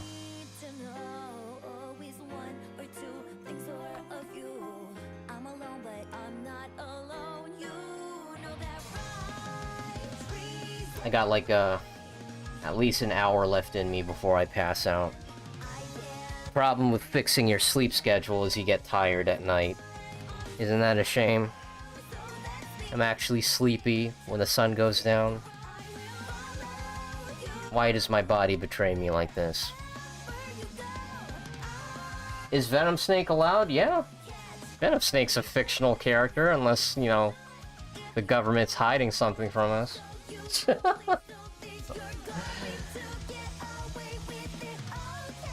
Well, yeah, what do you want Venom Snake to be doing? Like, smoking a cigar or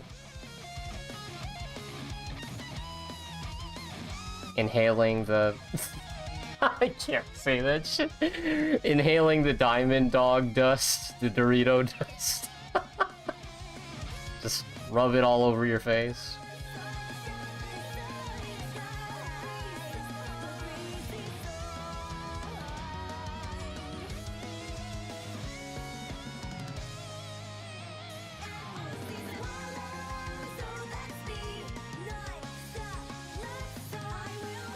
Standing there menacingly.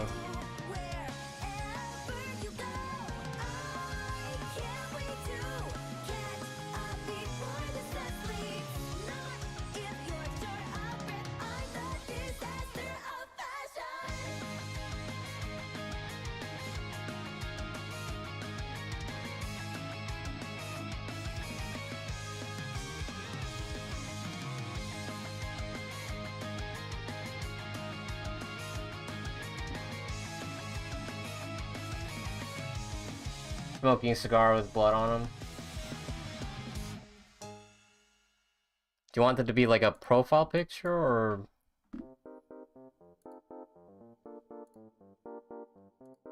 So that sounds more like a profile picture. Rather than like a full-blown portrait. And by portrait, I mean I'm like thinking about like the Napoleon painting of him like riding a horse.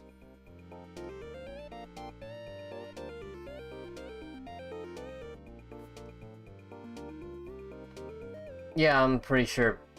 Oh, banners? How would we make that a banner?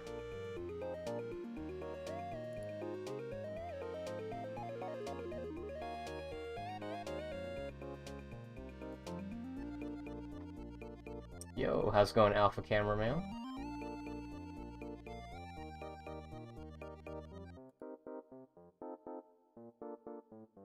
Yo, you need a full... Yeah, that's cool. Now, how... I need like a... Let's go shopping, shall we? I need to see like a badass picture of somebody smoking a cigar. And we'll use that as like reference material. Stock photo. Hang on. Wasn't there like a famous picture of Fidel Castro smoking a cigar? Can probably make like a parody of that, see if it looks cool.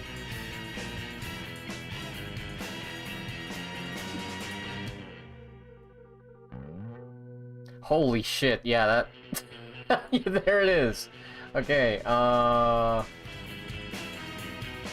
this one. What do you think of this pose?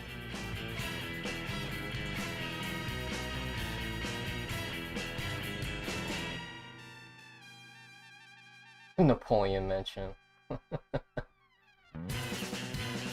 Average height for the time.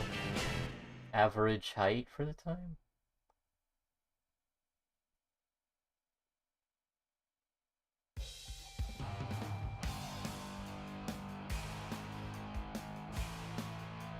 Naked Snake literally looks like Che Guevara.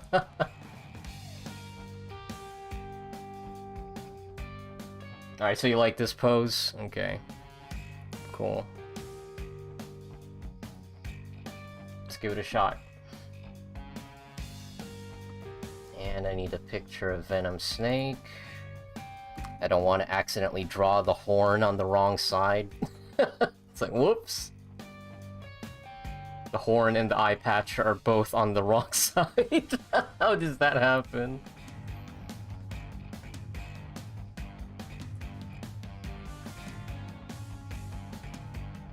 Huh. Okay, the horn and the eye patch are both on the right side. That's crazy. I feel like his head would be very lopsided. You'd think you'd want to balance it out a little bit. Have the eye patch on one side and the horn on the other. Nope, both are on the same side.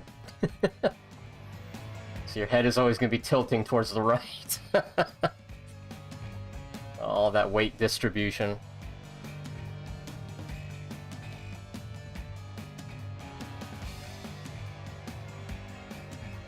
And the scars, of course.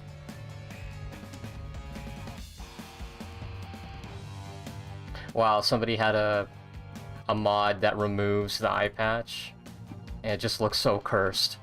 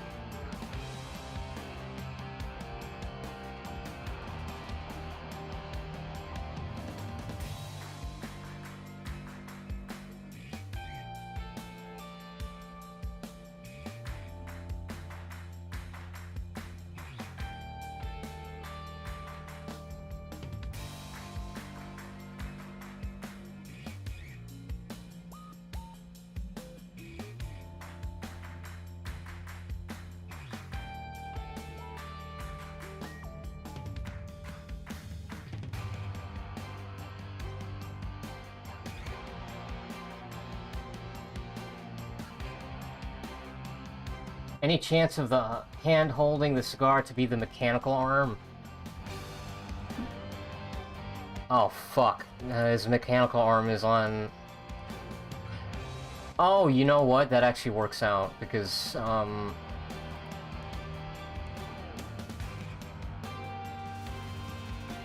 would just have to flip the profile picture, because if I do it on the... Because if I do it on the proper side, like the eye patch would be right here. And so is the horn. But you wouldn't see the mechanical arm. But... Oh shit, what the... How did that happen? But the mechanical arm is his left arm, so we're just gonna have to flip... No, don't do that. We're just gonna have to Oh, jeez.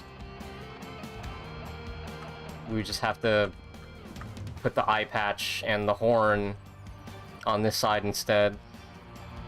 You know what I mean? And there. That's what it would look like. Yeah. That works.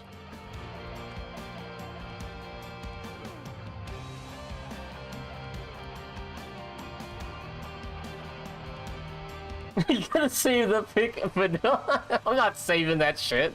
Well, I mean, it's on the stream, so it's technically saved. Just rewind to that part again.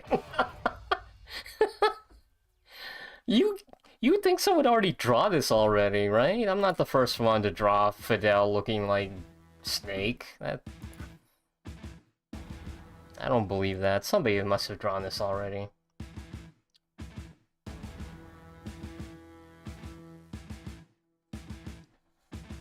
I'm just a imitation of the original.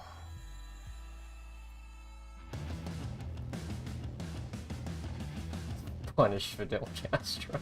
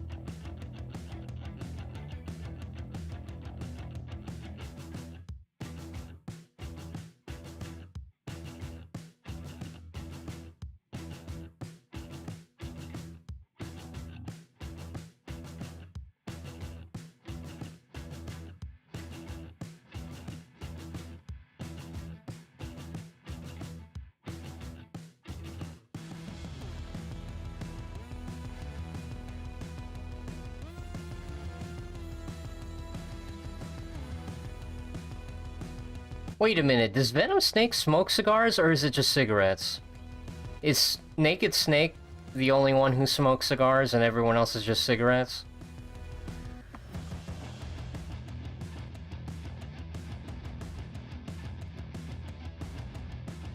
No, okay, wait, Venom Snake does smoke cigars as well.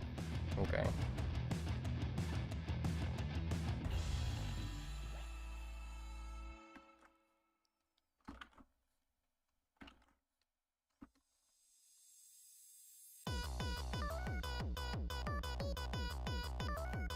You're about to make punish Fidel, my Peter.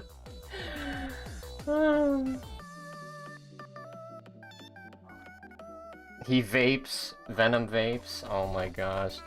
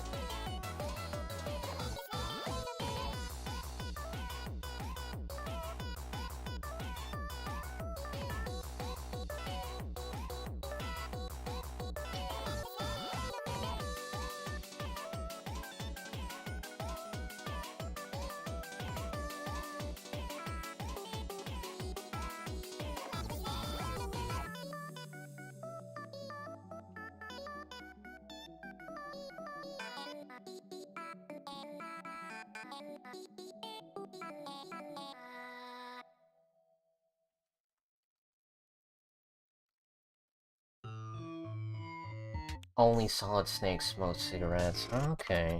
Well, here we are again. It's always such a pleasure. Remember when you tried to kill me twice? Oh, how we laughed and laughed. Except I wasn't laughing.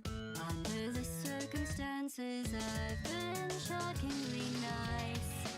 You want your freedom, take it. That's what I'm counting on. I used to want you dead, but now I only want you gone. He's supposedly Big Boss Phantom, so he must smoke cigars, yeah. Maybe not quite as heavy. That's true. Now little Carolyn is in YouTube. One day they woke me up so I could live forever. It's such a shame the same will never happen to you. You got your short set life left. That's what I'm counting on. I'll let you get right to it. Now I only want you gone. Goodbye, my only friend. Oh, did you think I meant you? That would be funny if it weren't so sad. Well, you have been replaced. I don't need anyone now. When I delete you, maybe I'll stop feeling so bad. Go make some new disaster. That's what I'm counting on. You're someone else's problem. Now I only want you gone. Now I only want you gone. Now I only want you gone.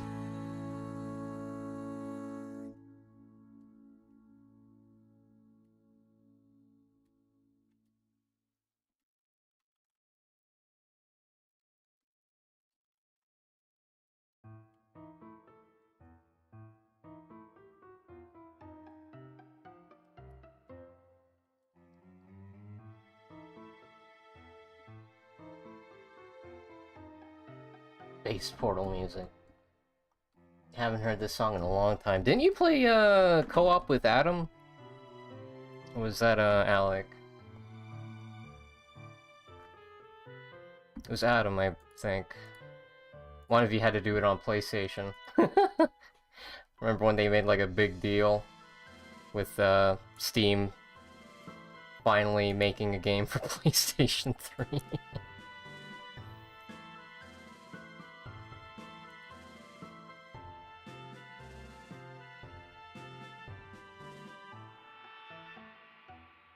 Oh, it's a shame.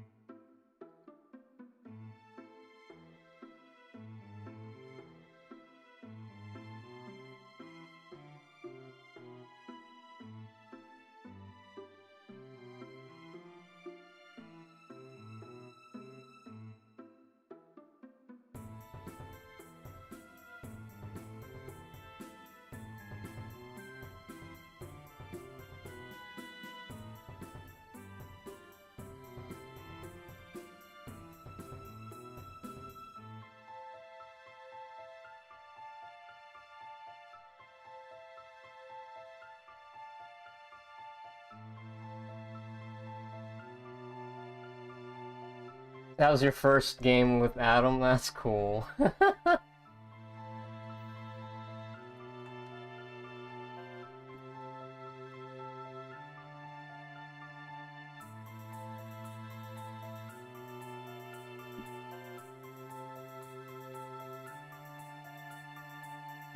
That's gonna be a blunt considering the size, yeah. I mean, cigars are pretty big. Actually, hang on, it's not... I guess it's just the picture at the time. I mean, this is a pretty big cigar, but the one in the... It looks kind of tiny. Unless he's almost done. Yeah. Seems kind of...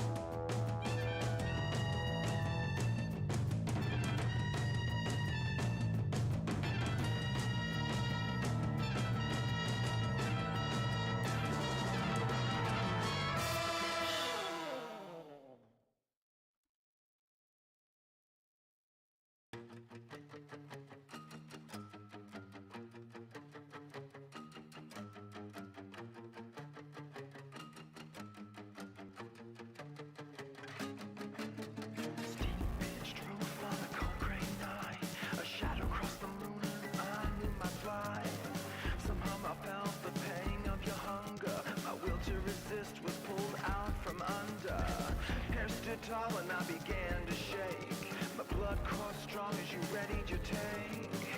I nodded once and that was all it took. In a blink you were over me and my world shook.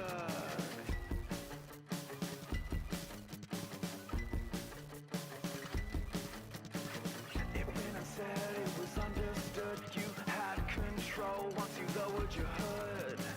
My pulse quickened to impossible speed. Your fangs sunk deep and you began to feed. Now I just can't hide. Spellbound and mesmerized. You got me hypnotized. Spellbound and mesmerized. I need you, what do you want? In a blink, I am yours. Give it to me and I'll give it to you.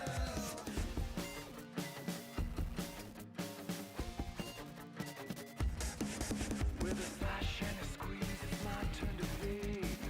Unspoken promises with mutual need. She whispered to me as our blood mixed. You're the seventh son of the seventh son. Your fate is fixed.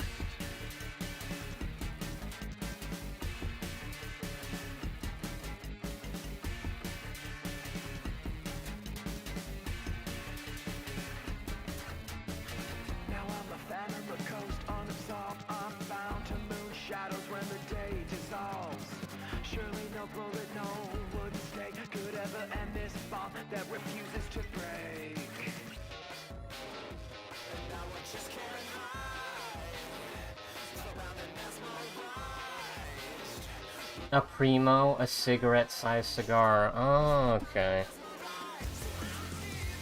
Hulk card.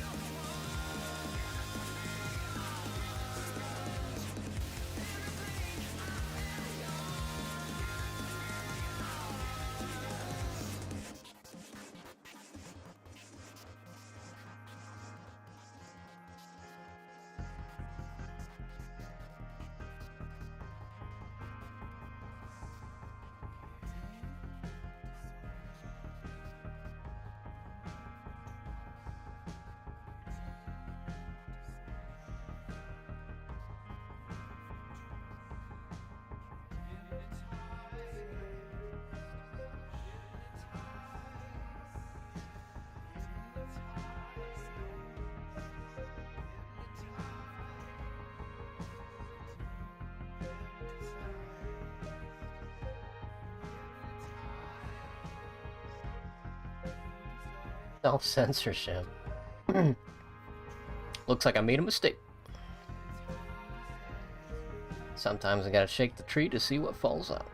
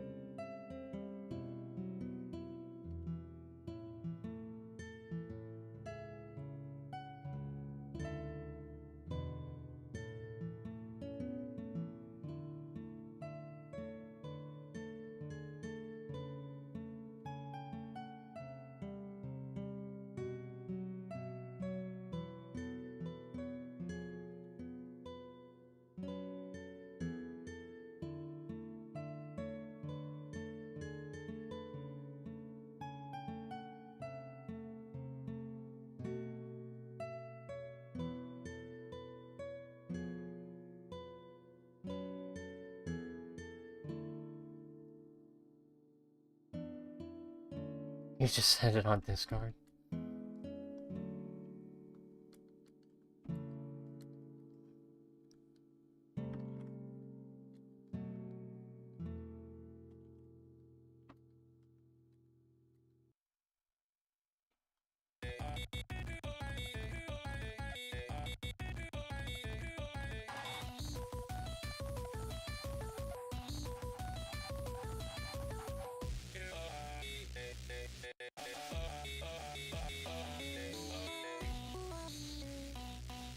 Oh, jeez.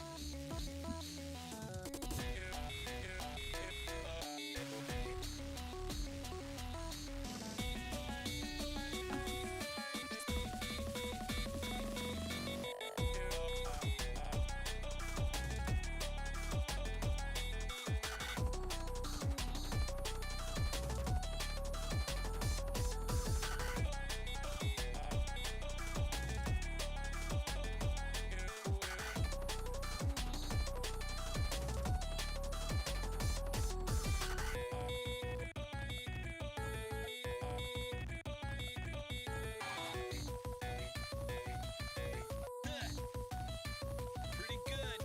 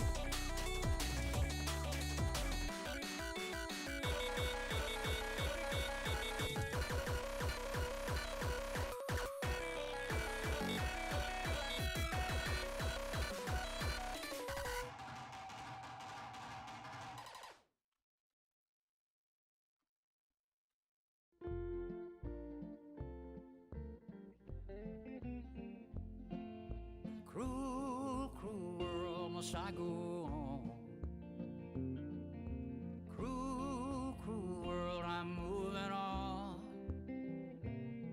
been living too fast, and I've been living too. Oh, Cuban cigars are still banned or something? Cruel world, I'm gone. This big old world. Are we talking about wacky backy? I heard a voice that said, just settle down. And with the moonlight as my guide, and with this feeling deep inside, I know now that I am homeward bound. Cruel, cruel world, must I go home? Cruel, cruel world, I'm moving on. I've been living too fast, and I've been living too wrong. Cruel, cruel world, I'm gone. Do you remember me? How's it going, Snowcube? I never forget a name, I just get it mixed up with all the other ones in my head. How you doing?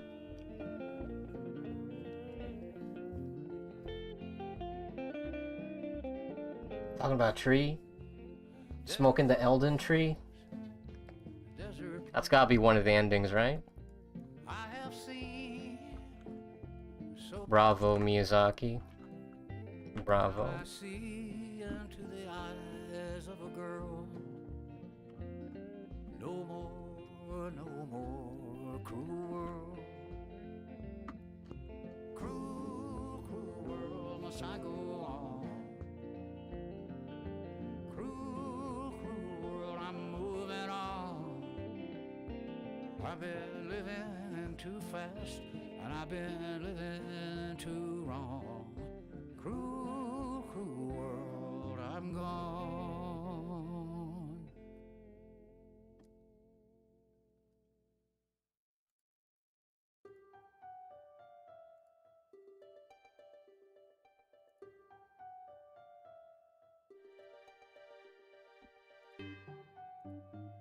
Damn, I just noticed something.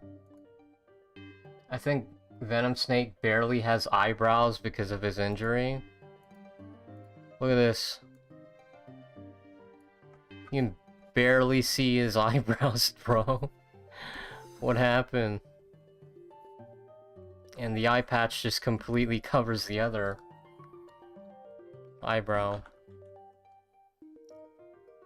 And yet his facial hair is like perfect. Immaculate even.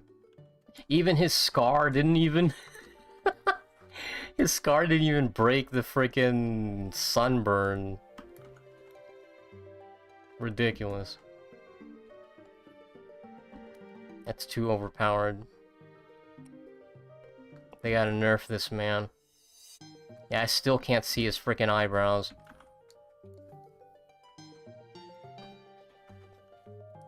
It's like Super Saiyan 3, you just don't have any eyebrows anymore for some reason.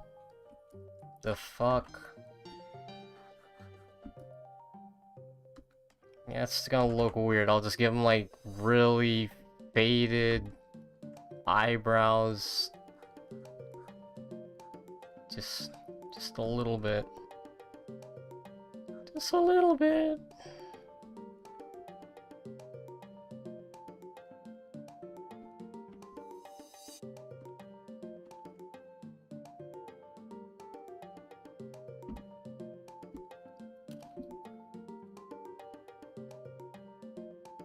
Good, I guess. How about you? I'm doing alright. I was sick for like the early part of the month, but I finally got better just in time for Christmas. So it's a miracle. Oh man. So yeah, finally feel better. It's good to be able to, you know, sleep without my stomach hurting or my back aching. I mean, it sucked, dude. I don't know if I had that conversation before, whether or not I'd rather have a headache or a stomach ache, but honestly, they're both terrible. With a headache, I can't do anything, but at least I can sleep it off somehow. I can just knock myself out with some painkillers. A stomach ache? Oh my gosh, you literally cannot do anything. You can't even sleep. Like, your stomach hurts so bad. It's like, they're both terrible. But at least with a headache, you can just knock yourself out with some painkillers. Like, if your stomach hurts, your body hurts. And if your body hurts, the mind will follow. It's like why they teach boxers, hey, if the guy's blocking their head too much, just go for the body. If the body goes down, the head will follow. It's basic economics. But aside from that, I'm doing great. That's the only good thing about recovering from any sickness. When you feel better, man, do you feel really good. It's like, this is what it feels like to be at 100% again.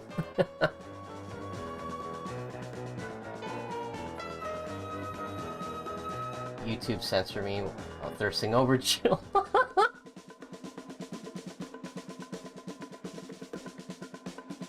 One too many explosions later. Yep. He's a survivor. He's a hero. Kojima be like, you didn't catch the hint of the twist? No eyebrows. Wait a minute. Hang on.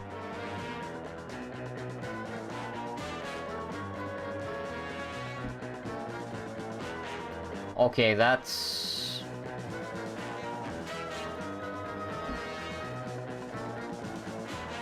Okay, that's not really fair. Because... Okay, look. Boom. No eyebrows. The bandana is his eyebrows, bro. So, of course you're not gonna frickin' see the twist, because... Well, actually, no, the real twist is, he's not wearing his bandana. That should have immediately been, like, a huge red flag. The real Naked Snake would wear the bandana, even if he did have a frickin' horn. He'd just, like, punch a hole through it. So... Wait a minute, hang on. Is this the frickin'...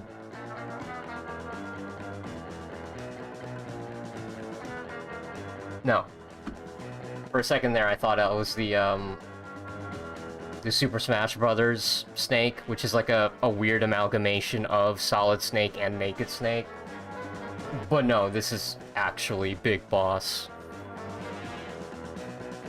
Fucking Super Smash Brothers got me fucked up.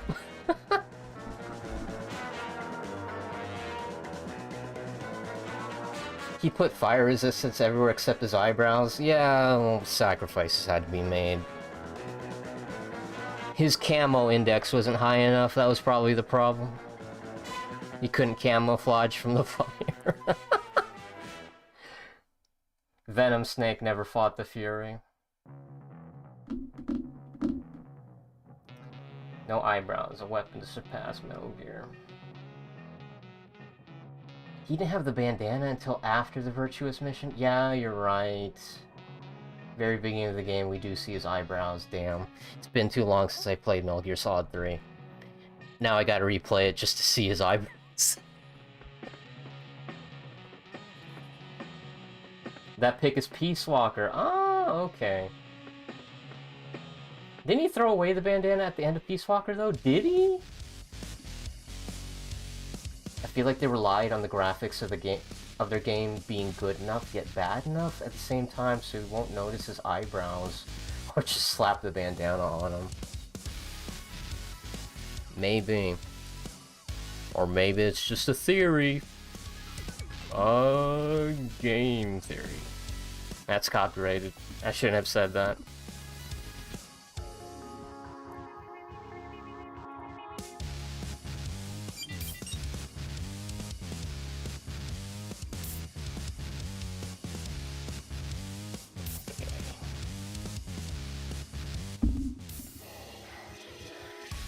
Oh, he threw it in the ocean.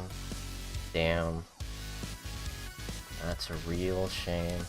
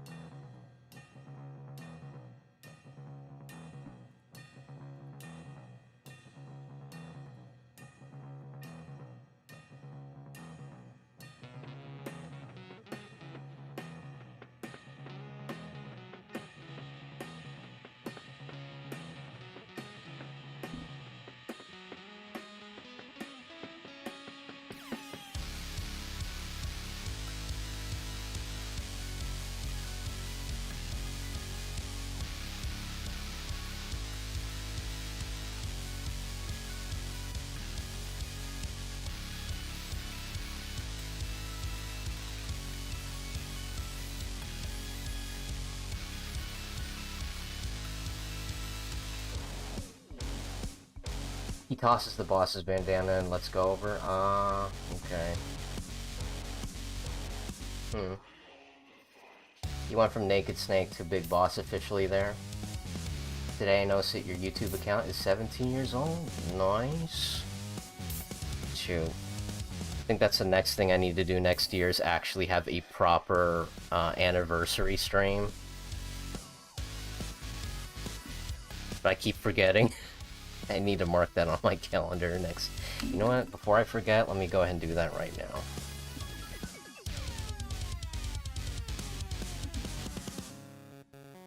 Make it an annual event. Unless, you know, the iPhone releases like a update that just resets all my calendar stuff. Yeah.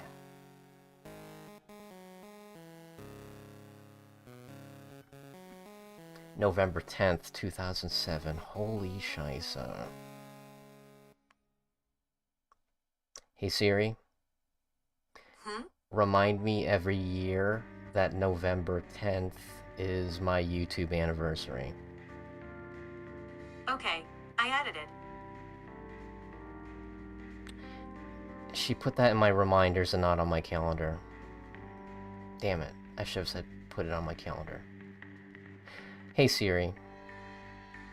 Mark on my calendar November 10th every year that my YouTube anniversary is a thing. When should I schedule it for? Oh, fuck. Sorry. I just swore at Siri. You know what? I'll just do it manually.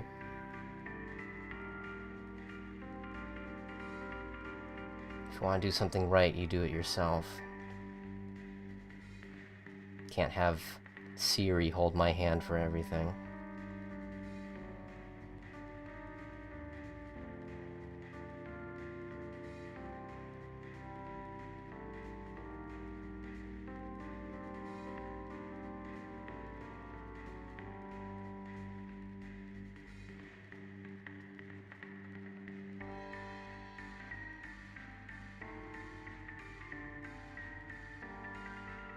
Alright, there you go. November 10th.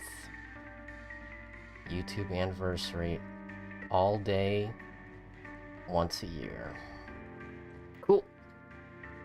Perfect.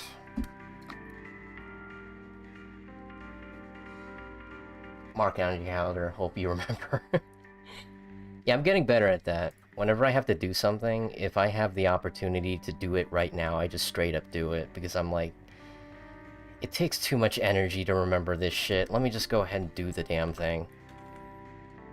The big one being, oh, hey, I know this funny video. I'll send it to you later. Actually, you know what? Let me send you the video right now before I forget. Because I want to stop thinking about it the moment I stop talking about it. So. It's like, oh, I know this really awesome cupcake recipe. I'll send it to you later. Actually, you know what? Let me send it to you right now. Fuck trying to remember that. It's too much energy. I'm too tired, boss.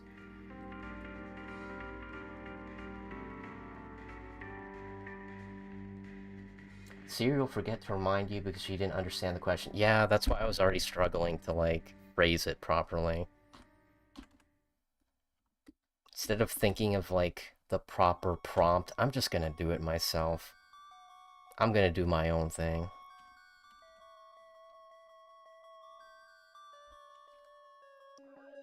Mine is more recent, but still old. July 9th. Nice. July 2013. Mine was made rather recently compared to you guys. 2020. A historical year. I can imagine a lot of people made, like, new accounts on 2020.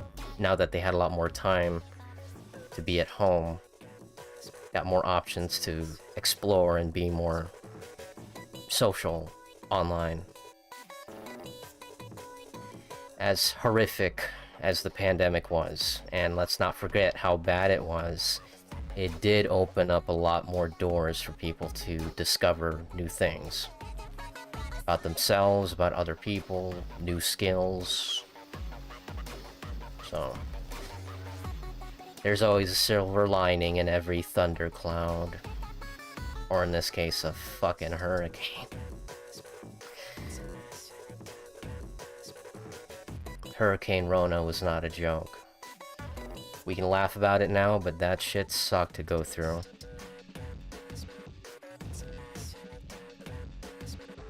Before I forget that, Slipknot. Man.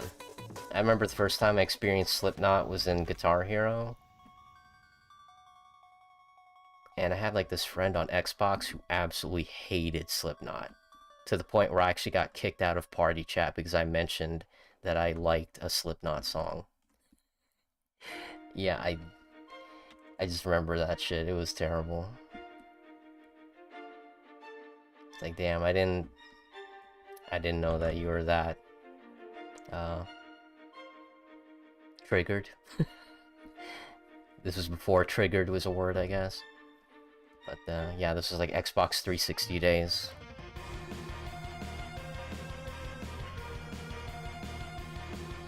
So you sent the weapons on the 25th during the moment where we fought. What the f-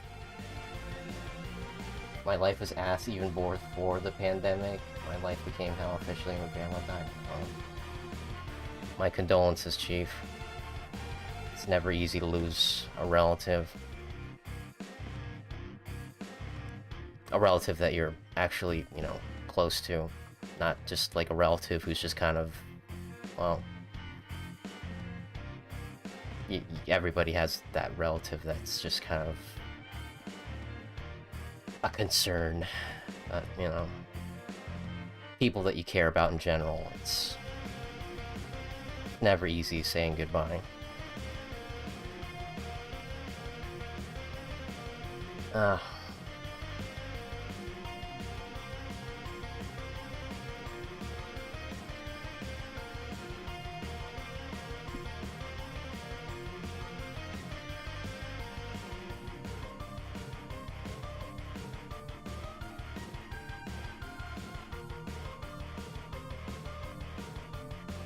Even PTSD, I'll be okay. I'm more worried about you. Shoot. That's still too recent, man.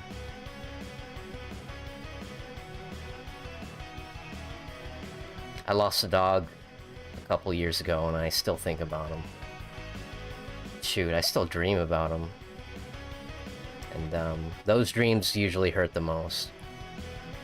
Like, I'd be playing with my dog in my dream, and it's like nothing's wrong in the world, and I wake up and I just remember, you know, he's gone. That shit hurts. But, you know, I always treat dreams like that as just having one more day to be with them. So, even if I end up crying when I wake up, it was still good to see them again. So I just think about it like that. Just having an extra day.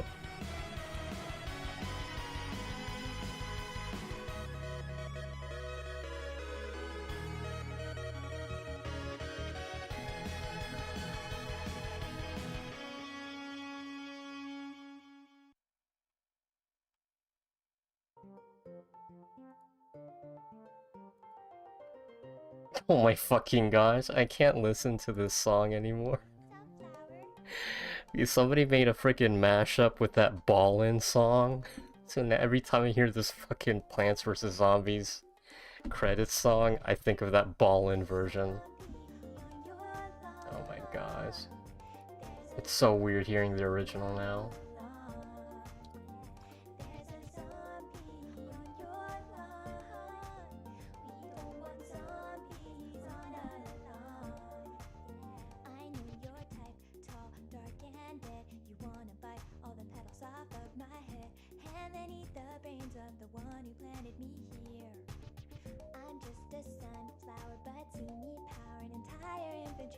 You like the taste of brains, we don't like zombies.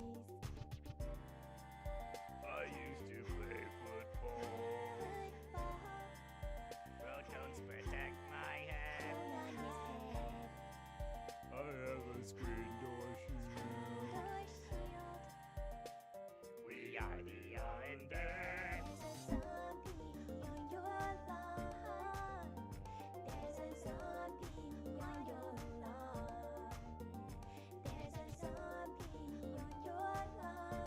Life was bad pre-pandemic, and still bad post-pandemic. Shit. It's rough out here, bro.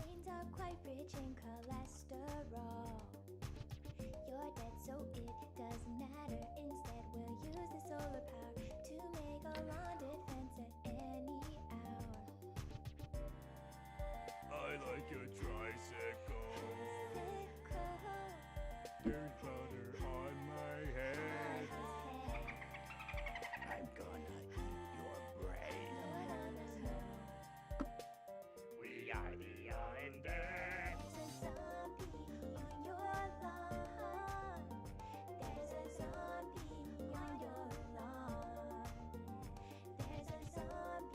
Yeah, I mean, don't feel bad if you have to, you know, vent. Because, you know, that's just makes you human. Keeps you human. And bottling up that shit, it's gonna be opened up eventually, so it's better for you to be the one to pick the timing for it. Rather than have it be thrust upon you at a more inconvenient time.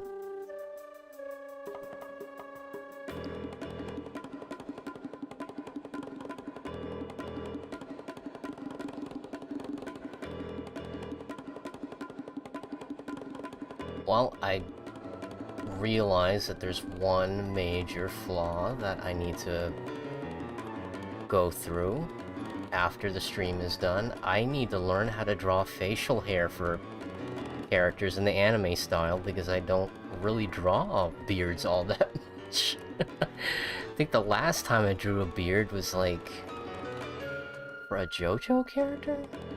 For Joseph, I think? Fuck. Alright. I'll have to figure out how to draw facial hair later. Okay. Alright, I'll come back to that. Let's just do the other hair then.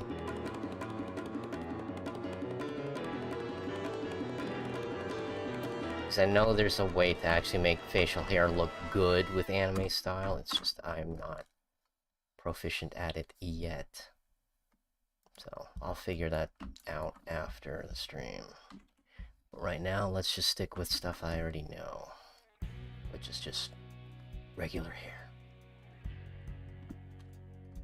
And of course, before I forget, let's draw the horn, which is actually 2.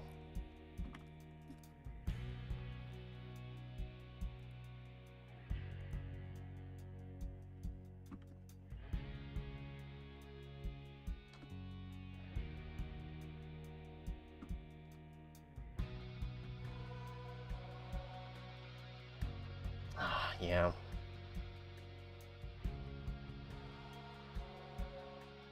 I mean, relationships are tough, man, because you have to open yourself up to people, and when you get hurt, it's tough to just trust people again, but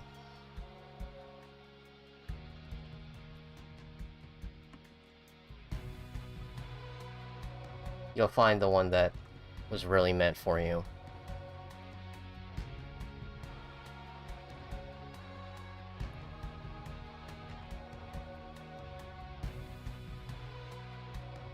Relationships are always a balancing act, and you'll find somebody who can level with you and keep you up, and you can do the same for them as well. And it's tricky. Sometimes it feels like it's just like a 1 in a million, but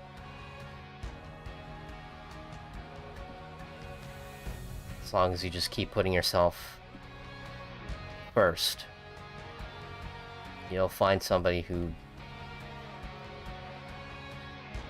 will be just as good as you are.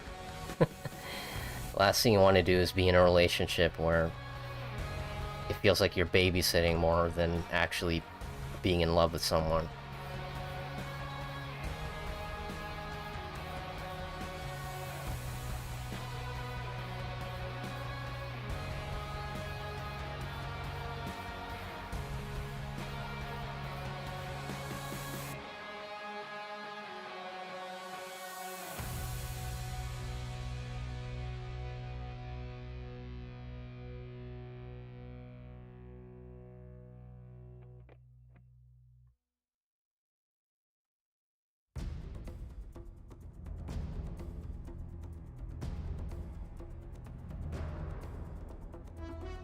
God knows how miserable she would have been if should have made you.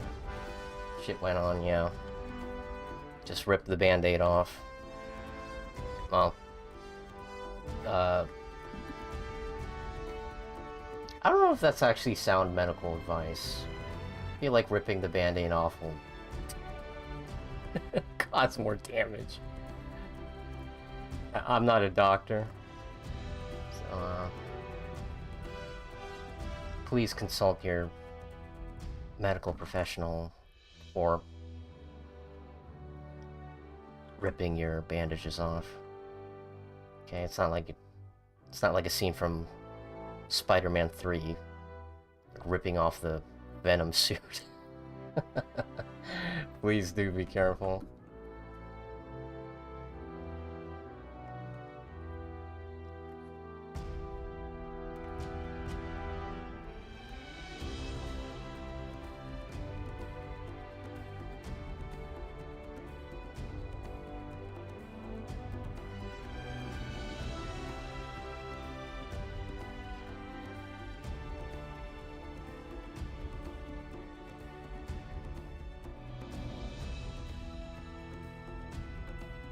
Oh yeah.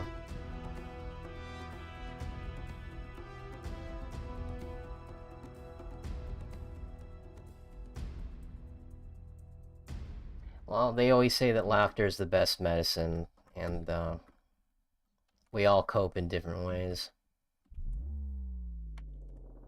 I think the one that's a little harder to justify is just self-deprecating humor. I learned pretty early on that it's not as flattering as you think it would be.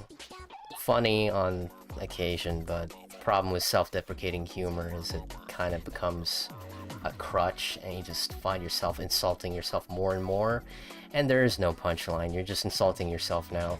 It's like, oh, whoops. Accidentally gaslit myself into thinking that talking shit about myself is supposed to be funny. Whoops. Oh, yeah.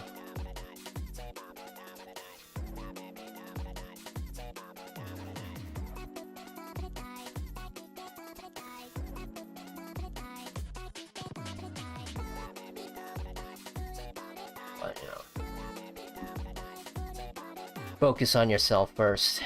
Exercise as much as you can, because exercise gives you that nice serotonin that makes you feel good. And it's really hard to feel useless when you're fit as fuck. So, you know, don't deny yourself good exercise, because afterwards you're gonna feel like you can take on the world, and you absolutely can.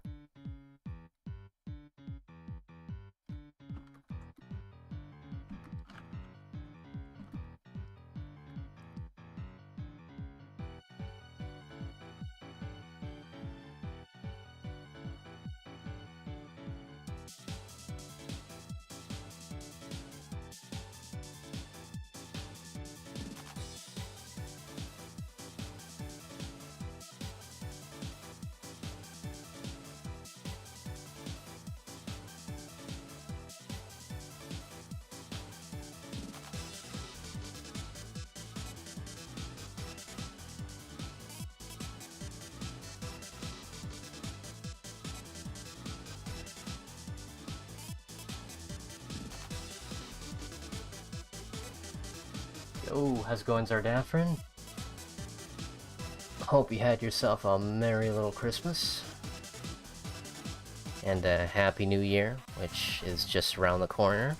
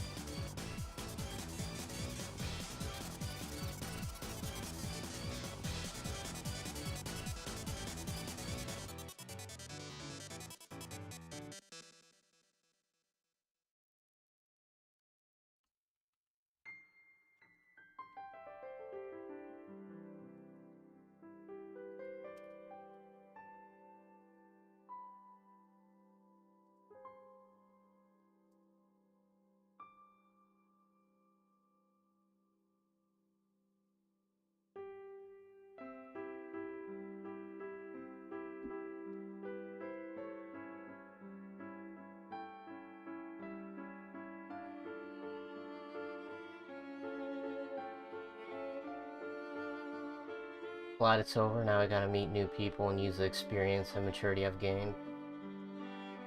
Every day that passes with people saying Merry Christmas, I'll add more lates into it.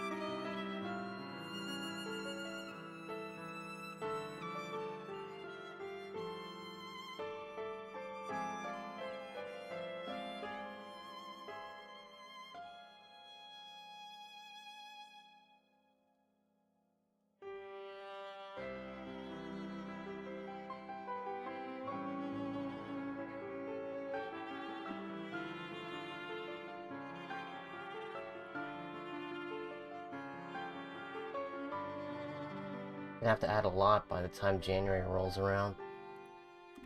Indeed.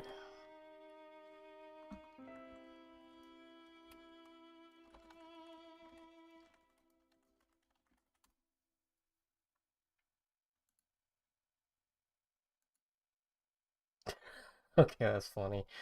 I'm kind of bothered that I'm not experienced drawing anime beards, so I was just typing in, okay, anime characters with beards, and boom. Look at this dude. I don't remember his name, but I remember he's from Fullmetal Alchemist. And Fullmetal Alchemist Brotherhood.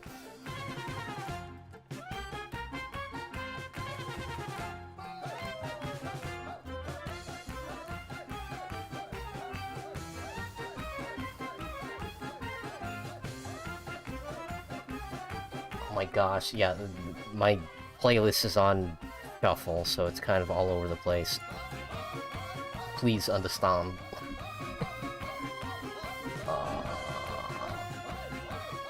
Fuck it, let's do some Blaze Blue.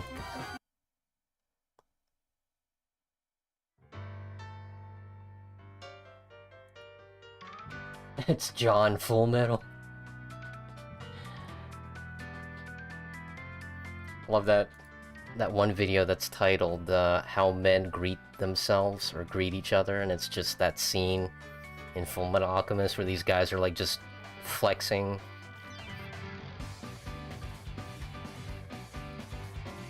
Him and Armstrong. Not Senator Armstrong, the other Armstrong, who's just as badass as the one in Fullmetal Alchemist. That's weird. His beard is just like... It's literally just a straight line, that's funny. Yeah. Well, I guess keep it simple, right?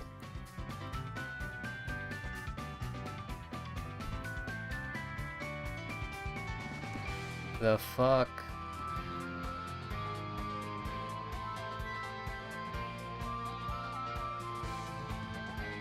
I don't know.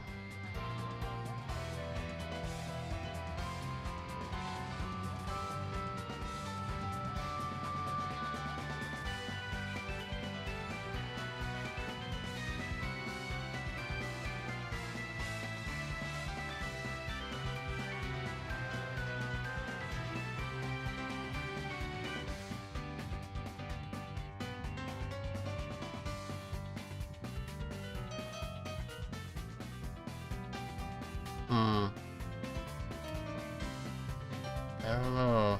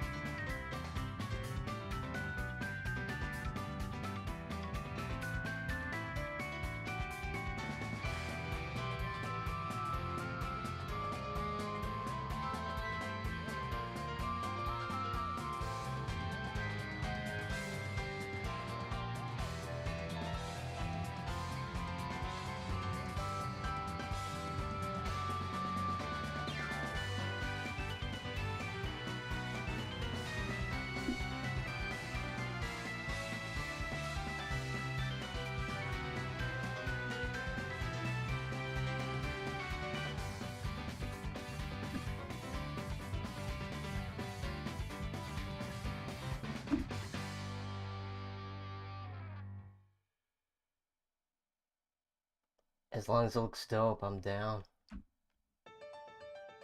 Like, I'm just trying not to make him look like frickin' Minecraft Steve.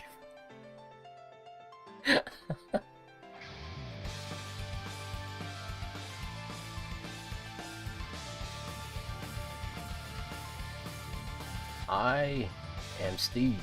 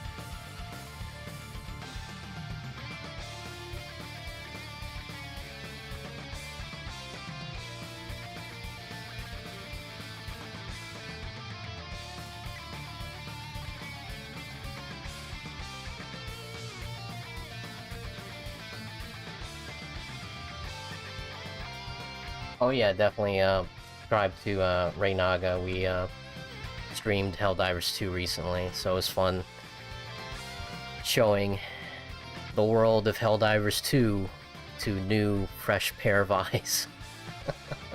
It was fun. I look forward to playing it again. And we actually have another friend that we want to invite to join us. Red Link, he was in the Resident Evil stream last time. Apparently he got Helldivers 2 recently, so it'd be fun to play with him too.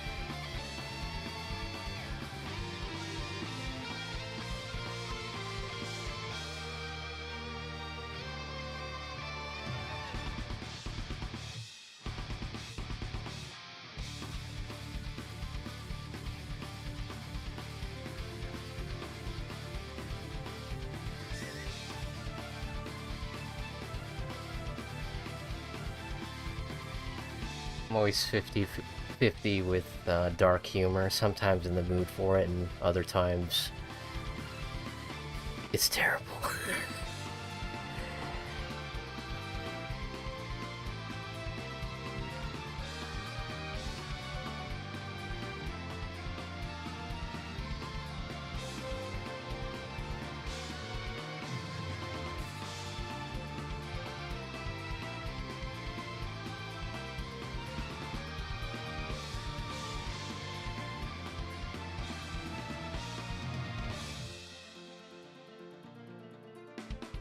Yeah, I'm sure they'll add tanks eventually. Hopefully.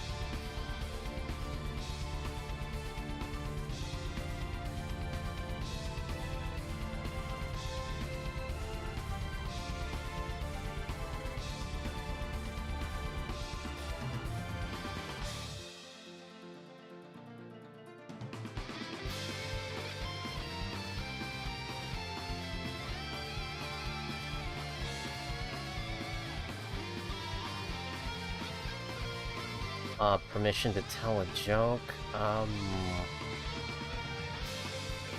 If it will piss off YouTube, probably not a good idea, but feel like it's not gonna get you or me in trouble. You can take a gamble.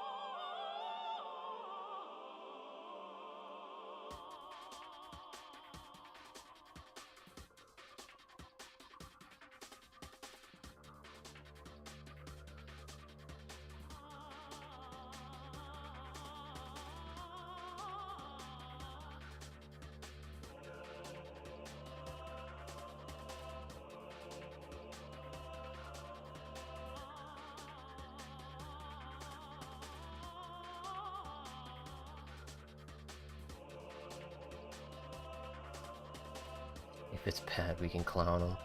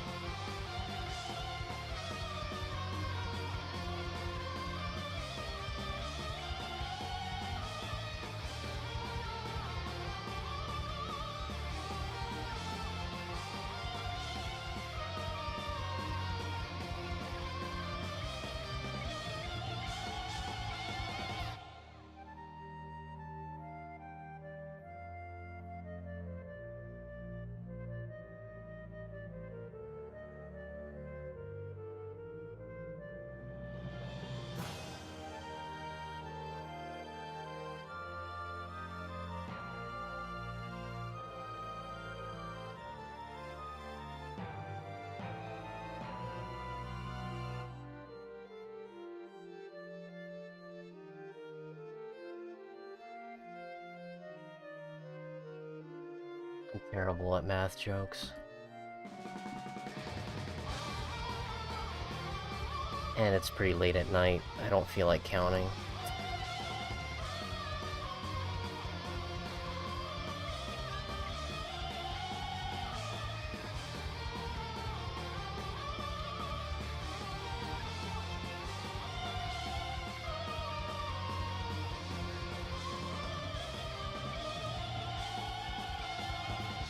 Oh.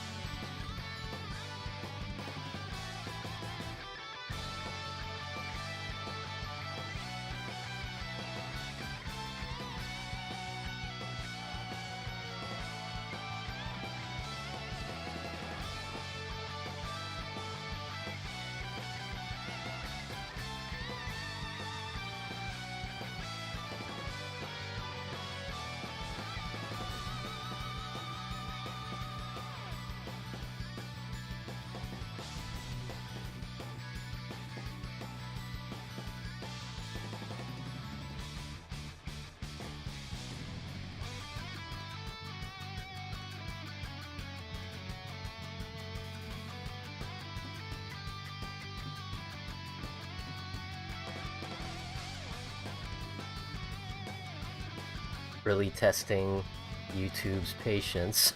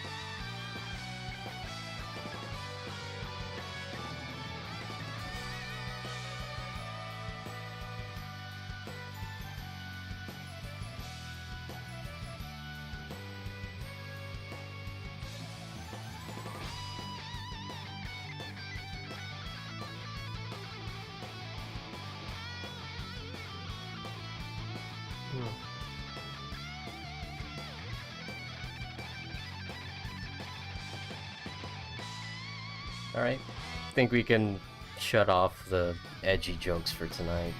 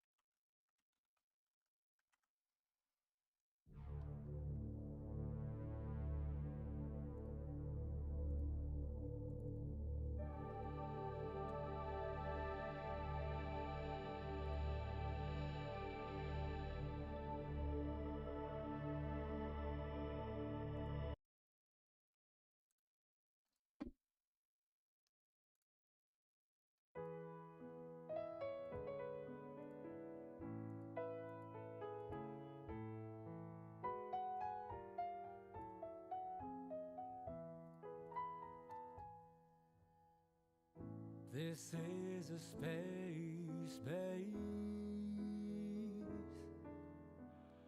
This How hard do is a you think space Roblox base. songs can go? Can you hear me?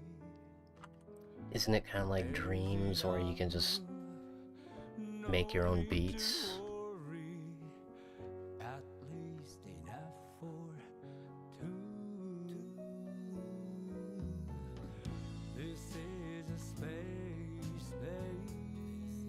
Well, not even just Dreams, but Little Big Planet let you make your own music as well. Resources, you have everything. Find what's lacking is far more So with that said, I'd say that Roblox music can go as hard as the composer wants it to be. the whole world is kind to me, but sorry, sorry, sorry. Wearing a fine pay my credit card, but I cannot prove myself.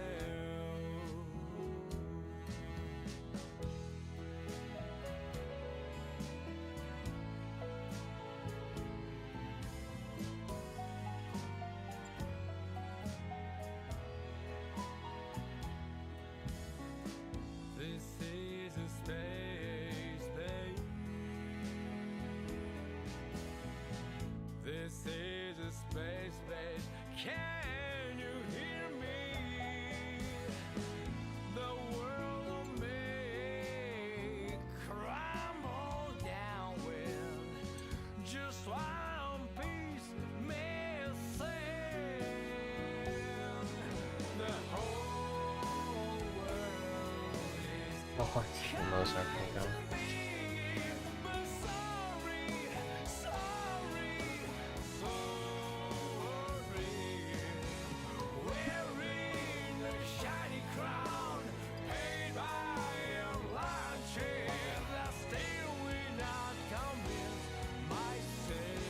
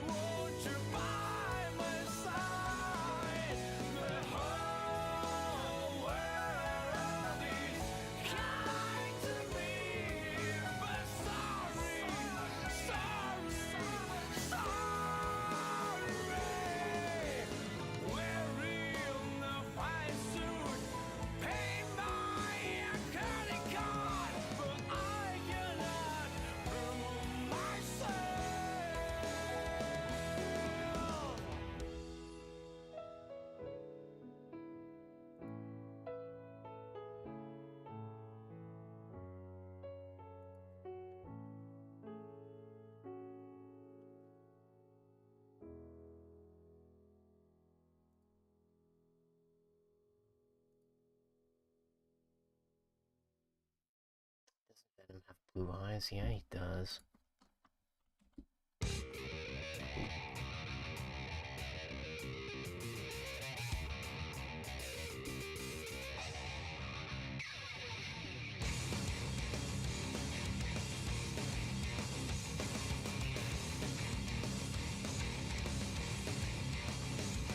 Behold, I'm sharpening golden chasm, try to see, speak up, not worth our risk and time.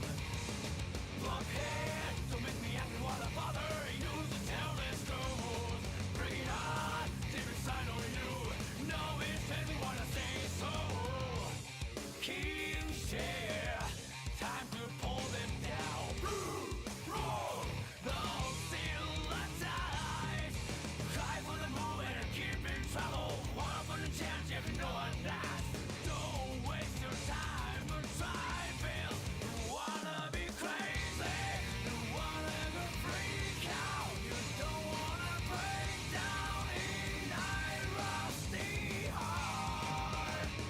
Set the bodies to turn around. You need to lose what's to see. Let's get down.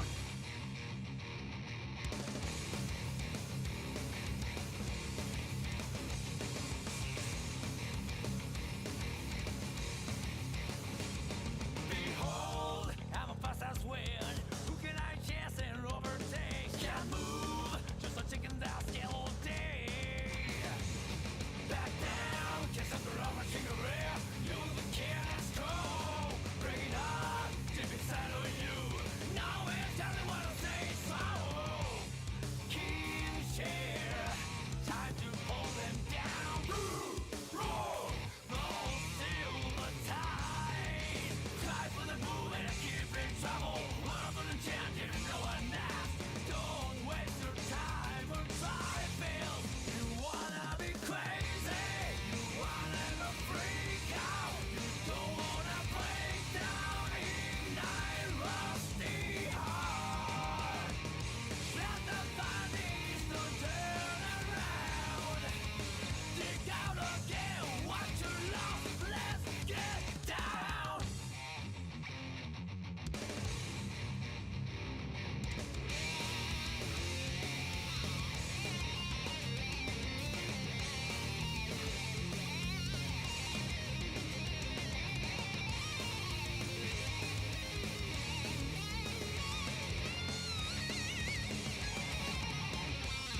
Do not say a word. I know what you're thinking. I'm terrified to see the man in the mirror. Are you feeling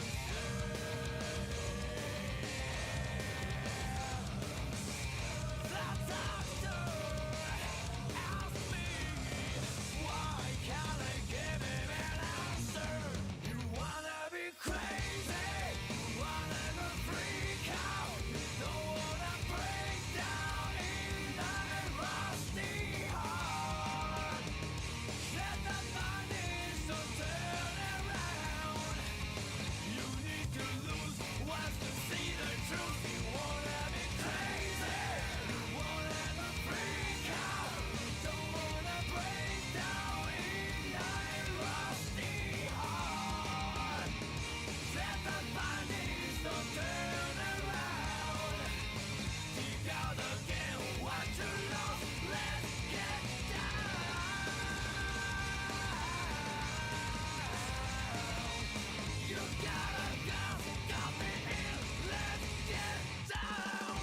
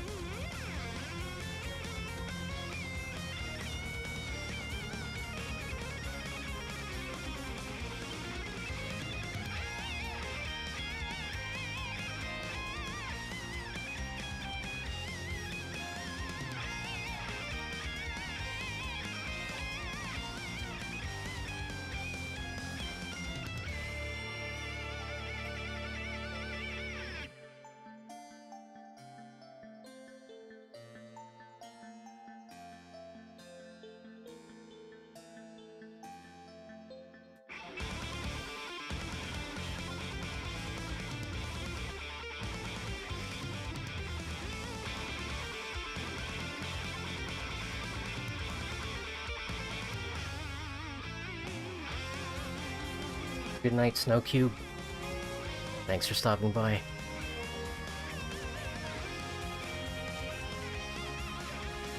Yeah, I'm about to pass out myself, unless I haven't really been talking too much, so, this is a good time to stop the stream. I'll clean up the sketch a little bit more, and then, I'll post it on Blue Sky, Newgrounds, and the community tab on YouTube. Okay. Yeah. Alright. Thanks for stopping by, everybody. Y'all have a amazing night. And, I'll see you on the next stream, which should be on Monday. And it's gonna be the last stream of the year. Look forward to that. It's, if I'm not gonna be playing Helldivers 2, I'll be playing Valkyria Chronicles 4. We'll just play it by the ear. But yeah. Y'all have a amazing night. Bye-bye.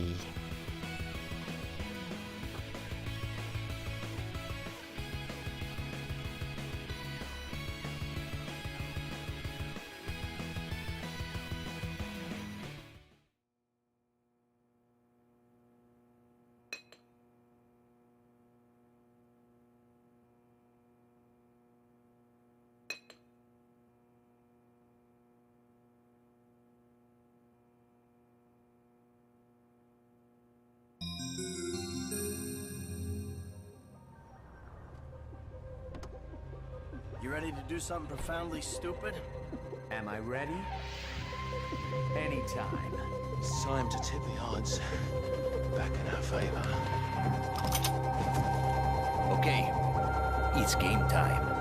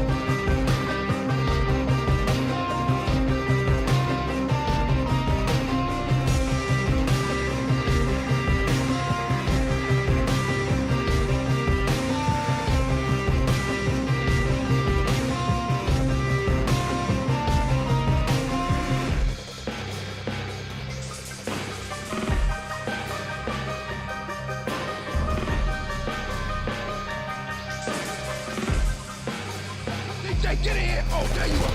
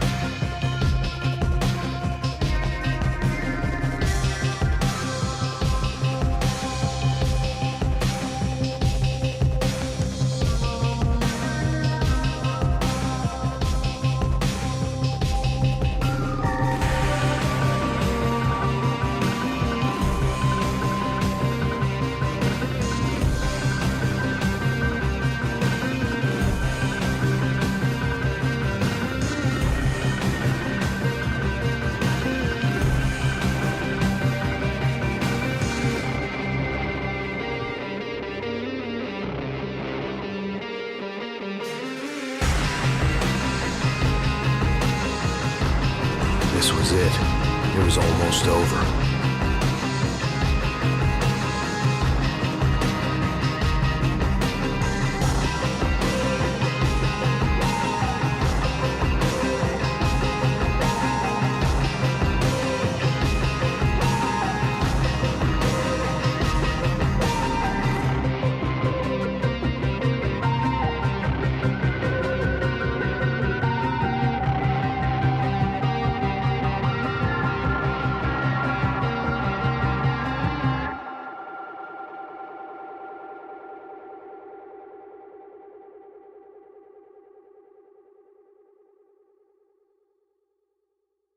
Did you see that, Zach?